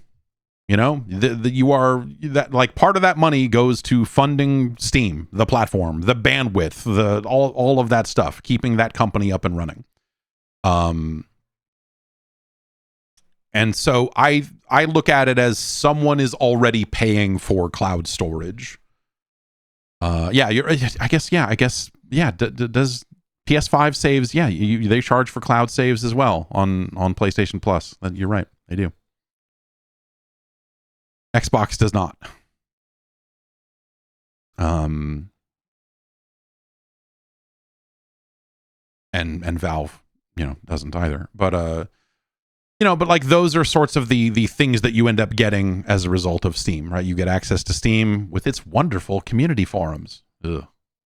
Gross. But you get, hey, you get cloud storage up to a certain point. Like, you can't, if you were a game manufacturer and you said, hey, we're going to store 100 gigs per user in the cloud, I think Valve would be like, how about instead, I'm sure there's caps on it, right? I don't know what the storage limit is per user, but there is something. And the ability to download the game again. You know, you're getting a platform that has stuff like Steam Workshop support if that's something that you want your game to be able to do. That, you know, it's like you're getting the, you know, by putting your game on Steam and signing that contract with them to distribute your game there, that is what they are bringing to the table, is not just the Steam audience, which is large. They're also bringing a network of services for users and for developers to use to kind of service the game and play the game going forward. So I don't think it would make sense. I don't think it would make sense on Steam specifically for them to start to charge a separate subscription for cloud saves or anything of that nature. I just don't think it lines up with the ethos that I think that PC gaming signed up, you know, that like PC gaming and the people that sell it in you know, in its purer formats. I don't think that it's something that makes a lot of sense there. GOG, does GOG have cloud saves? Does Good Old Games? Or is it a per game thing? Because I know that, well, I guess they had but Cyberpunk had a separate thing. But okay, yeah, so we're reaching out to inform you that your cloud this is a support page on GOG. We're reaching out to inform you that your cloud saves files exceed the default allocation limit of 200 megabytes per game. Anything that goes over that will be deleted as of August 31st, 2024. So that looks like they put a per title limit on how much you could store in the cloud. And this is like a user-facing, this isn't to developers to tell developers like, hey, you need to have your games limit to 200 megs per game. This is something they're telling users. So, you know, like GOG's not charging a separate fee for that to players either. I just, yeah, it's just, I don't see that as, like, I feel like, especially on these PC-oriented services, I don't think that makes a ton of sense. Because I think that's, you know, that to me has always been part of what developers are paying for. Because remember, like, the real original value of Steam, the real original pitch from Valve to developers to sell their games on Steam, which was initially just a Counter-Strike distribution mechanism, right? Like Half-Life 2. But part of third-party games appearing on Steam was that patching PC games fucking sucked. And so if you were putting out a PC game and you wanted to update it, you needed to figure out how to get that update into players' hands. And so you either needed to account for that when you were building the game and build a patcher into it, and then you needed to host the files and pay for all that bandwidth yourself. Or, you know, or you didn't have an automatic patcher and you had people that needed to go to a website to find out, hey, there's a patch available, and they needed to download it and manually patch their thing themselves, which led to the rise of, you know, GameSpy and File Planet and, you know, like all of these services. GameSpot launched a client. We launched a client called Game Center, which was a Quake Spy ripoff, and also it was designed to be able to patch games, but it didn't support very many games, and the plug was pulled on it because it was not a great idea. But like, you would have to sit there and wait 30 seconds to download a patch, or you'd have to look at a bunch of ads, and you have to click on this, and then, you know, if you sign up and subscribe, you'll get our fast servers instead of the slow ones. And so patch distribution used to be so scattershot, just this buckshot approach, just like, fuck it, man. Like, you could fucking write them a letter and say, can you mail me a floppy disk with the patch on it? And maybe, and then some companies had to send them out like that. Because what the fuck is the internet? You'd have to log on to a BBS and download patches for Doom. The Dark Ages, man. Steam came along and said, hey, we can do all that. And it'll all still tie into this. We've got, you know, server browser functionality, you know, so we've got like the GameSpy, the Quake Spy end of this handled, because it's all stuff that we had to build for our own games. We had to do this, you know, like, they built all that stuff. And they did not build it incredibly well on day one. Like, you know, Steam was not like an amazing service out of the gate. They had to build that stuff over time and work on it over time.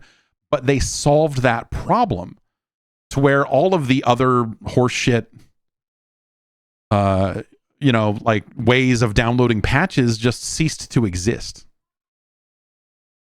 Because, you were on Steam or you were on some other platform that offered similar services. The idea of manually going and downloading, like when you launch Warframe, it has a launcher that the first thing it does is go like, I want to check for patches, and it does its own patching shit. They don't even really use the Steam stuff directly for whatever reason.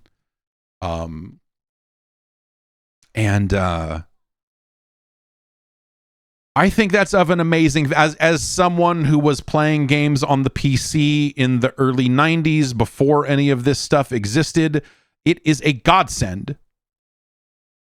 Steam has its flaws.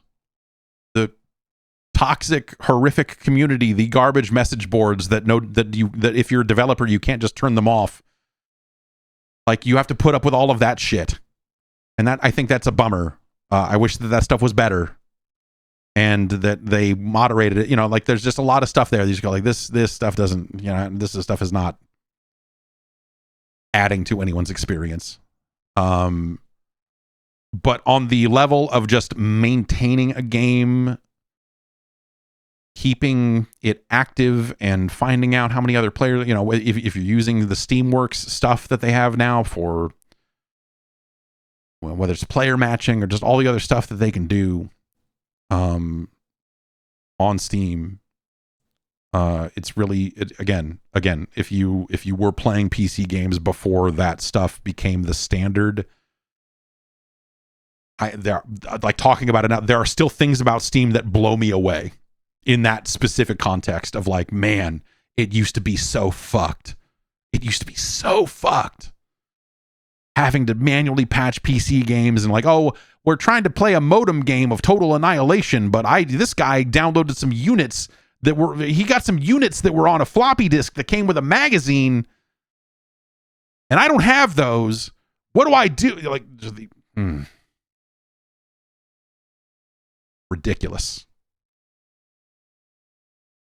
The hoops that you used to have to jump through just to do all of this stuff, and the idea that Steam came along and over time, like not a lot of time, but over it did, like I said, it took them a while to kind of get more and more of these features in place. They solved all of the big pain points for both developers and players when it came to keeping a game current, playing a game with another person, playing games on the internet, like a lot of stuff. They just found ways to standardize it, and still let you bring your own stuff if you're like, oh well, whatever, if EA wants to run its own servers, like you can do all that shit, you just, like all of that. But especially for a lot of smaller developers that might not have the resources to put out a fucking patch and host it on their website when all of that stuff cost a lot more money just to do. It was they did a lot. They did a lot for PC gaming. And it's easy to forget that. It's easy to forget that for sure. A couple people wrote it, and we were talking about cloud services last week and the idea that, like, there are going to be people that just don't care enough about quality to, and Darren from New York City wrote in. So I heard your thoughts about cloud gaming. Have you checked out GeForce Now recently? I never expected to be much of a cloud player myself, but the convenience of playing a good chunk of the Game Pass games at 4K 60 is pretty amazing as someone who only owns a PS5. My internet is nothing special, and I can't tell the difference between playing a game like Fortnite or Siege locally versus on GeForce Now with the 5080 tier. Not that NVIDIA needs a cheerleader. You're right there. But to their credit, they've kept the one promise of cloud gaming that I've always found the most compelling: periodic hardware updates to push the boundaries of how well the games run. They ramped from 3080 to 4080 a few years back, and 5080 earlier this year with no change in price. So I totally get your opinions on some of the other cloud stuff that's out there. You should check out GeForce Now. I looked at GeForce Now. I guess it's coming up on about a year now. When did Assassin's Creed come out? It was right around the time that the last Assassin's Creed was released.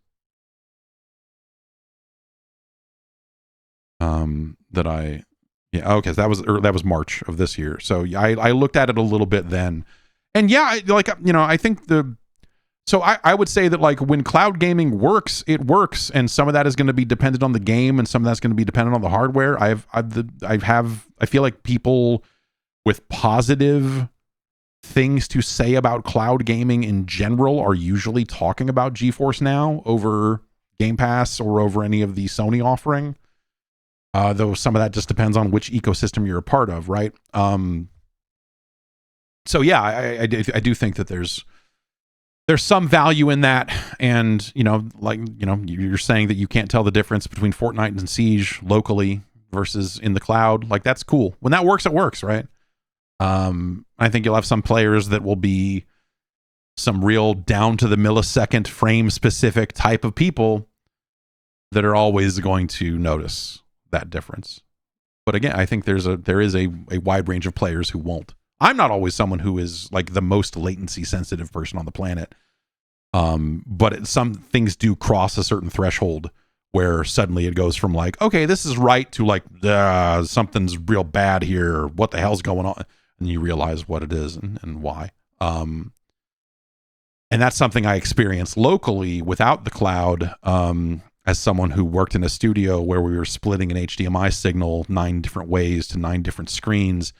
If every one of those splitters adds a frame of latency, by the time it gets to the TVs in front of your face, it's just enough to fuck you up in games that require a little bit more precision. And so we had to try to solve for that in different ways. Like, okay, how do we capture this footage for a stream? I still have to deal with it a little bit here. How do we capture this footage for a stream and make sure it's still in an eye line where someone can be looking into a camera and also have the game right there, in a way that looks natural and normal? It's very difficult. And some of that comes down to like everything, right? The TVs themselves were not the lowest latency screens in the world. Every single time we're running it through a decimator or whatever box the signal has to be run through, half of them add a frame or two. And so by the time you get to the screen, you're already losing 5-6 frames. And then the TV itself is not a great low latency screen, because we only had the budget to buy them that quarter, and that quarter we could not get the approved retailer list to buy the TVs from didn't have any actually good TVs, so we bought a bunch of bad 4K TVs. Ugh.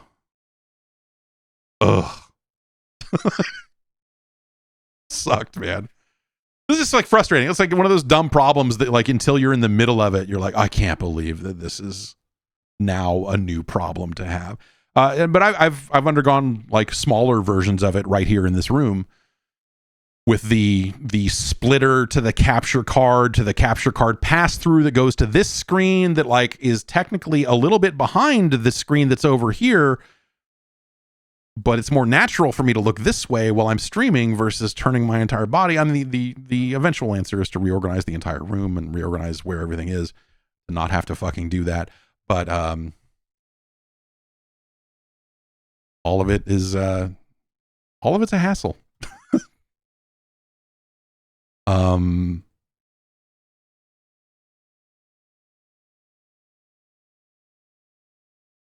Let's see here. Levi from Los Angeles writes in, maybe I don't even need to read this email. Maybe it's just the subject line, where he has written, Game Pass, more like Game Ass. I've been an Xbox Live / Game Pass Ultimate subscriber for 25 years, since the start. And with the price hike news, I did the calculus and figured that outside of Avowed and Indiana Jones, I wasn't even reaching the potential value on the old subscription model.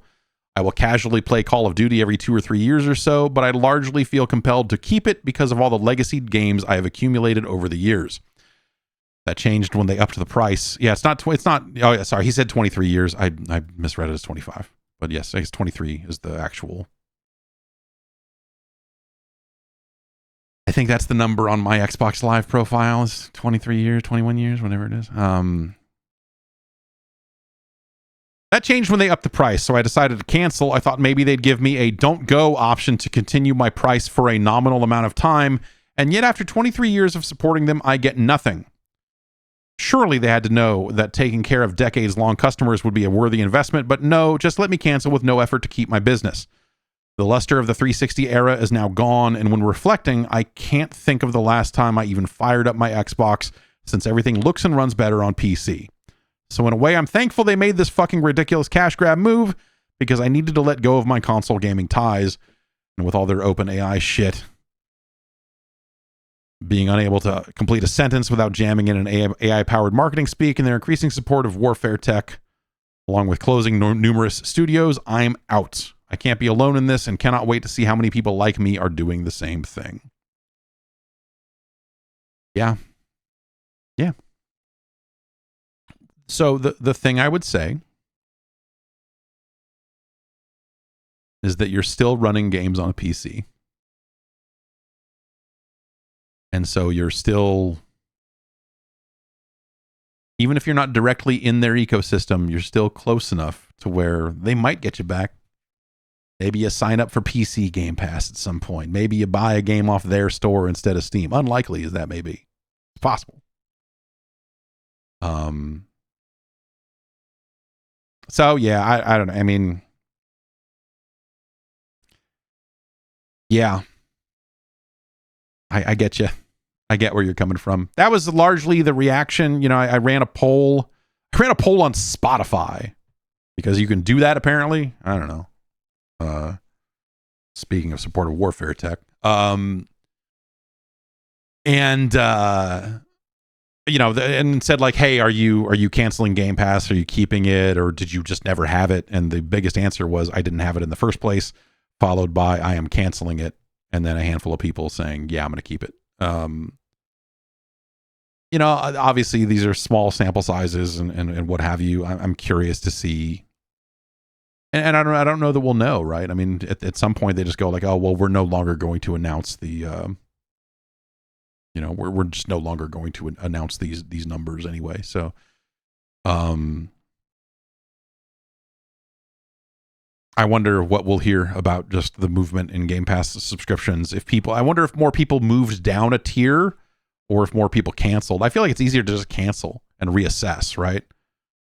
To just go like, all right, I'm out. And then if when you're out, if you miss it, then you can evaluate the different tiers of Game Pass and decide if you want to get back in or not.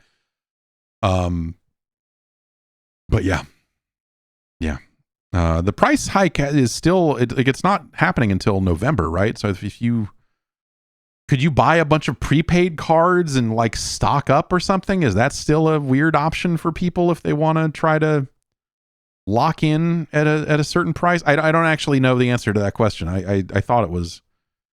I think that's the case, but I don't know for sure. Yeah, you can do that. Okay. Mm-hmm. Yeah. X Scissors says they bumped me down a tier from gold to essential. Well, it's that they eliminated gold, right? Because gold wasn't a Game Pass tier. It was right. It was like gold was just the Xbox Live Gold, and then they turned that into essential. And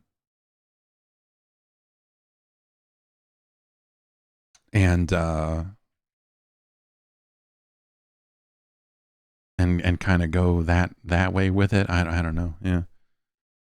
Oh, so if you buy cards for tiers that don't exist and redeem them, and they convert. Is that how they do it? I guess they always did do that kind of weird conversion stuff. Last year I bought a bunch of Game Pass cards. Well, the last time they were doing the price hike or something, I forget. I don't know. I think I have like there was some limit on how much time you could have that I ended up maxing out or something. I forget. But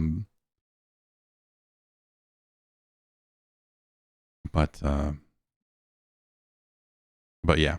Matt writes in to say, to me, the value of Game Pass is completely in discovery. I get to try out a ton of games that I normally wouldn't play. Yeah, there's certainly value in that for sure. And Ani writes in, with a long one, kind of also about the same topic. The console landscape price increases and the recent discussions around Xbox and PlayStation really made me reflect and reevaluate where to buy games.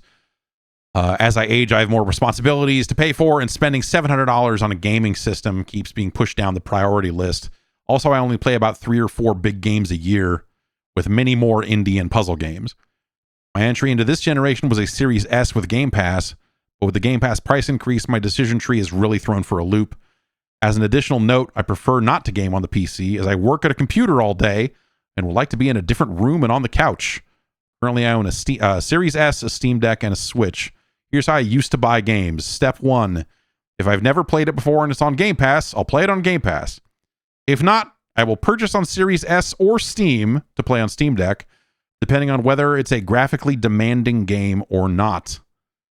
Graphically demanding games going to the Series S and Steam Deck or not.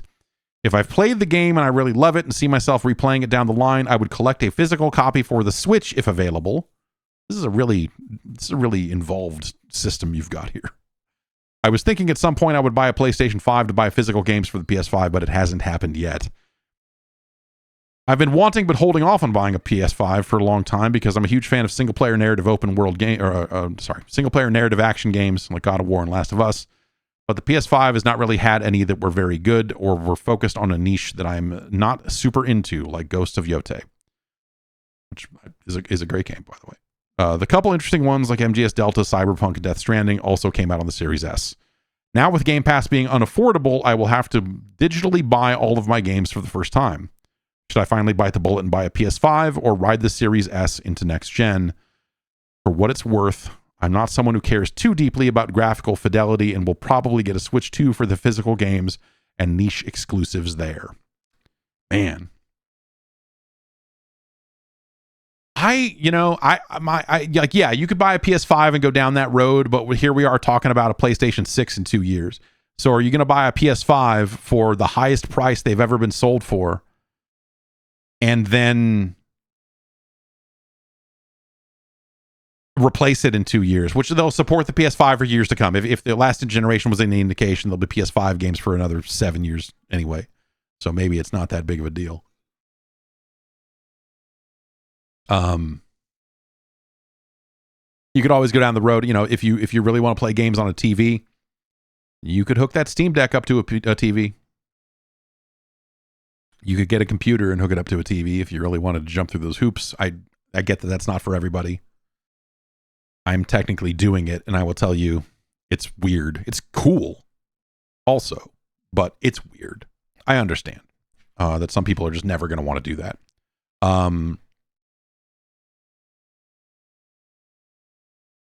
That said,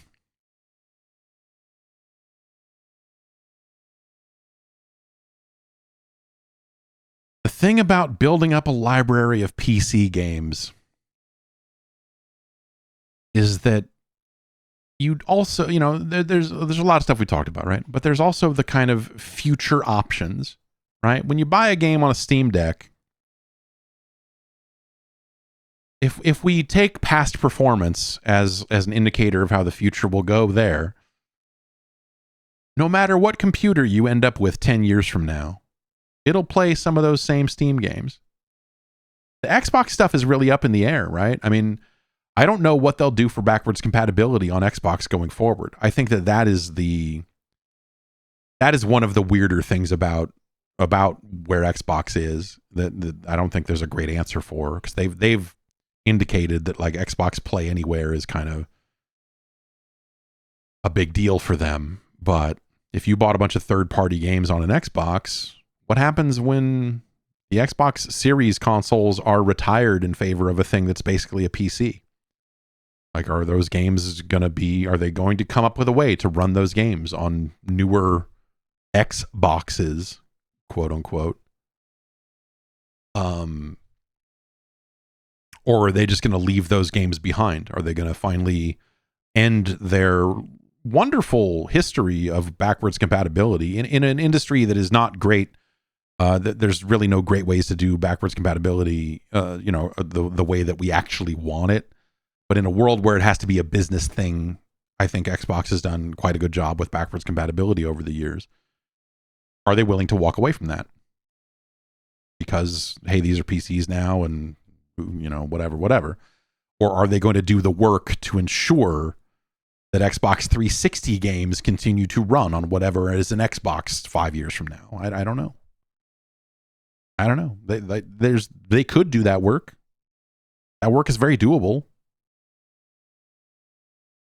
But I don't have the answer to that question. I would have thought it would have been a no-brainer to do, but Microsoft is in such weird, uncharted territory. They're just so fucking weird these days that it's just like, I don't know, man. I don't know what they're going to do. Yeah, install Xenia. I don't know. It's an open platform anyway. Who knows? I feel like my gut reaction here with the way things are right now and realizing that new consoles are probably 2 years around the corner, I think it would be difficult to advocate for buying a PlayStation 5 right now, depending on what you want to play and when you want to play it, I guess. There'll be Grand Theft Auto 6 at some point, right? If you care about that,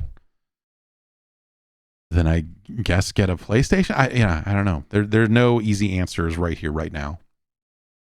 Because, we may eventually get to a point where the next Xbox is also a PC. And maybe there's value there for you because the Steam Deck library you've been building is now something you can more easily play and more powerfully play on a television.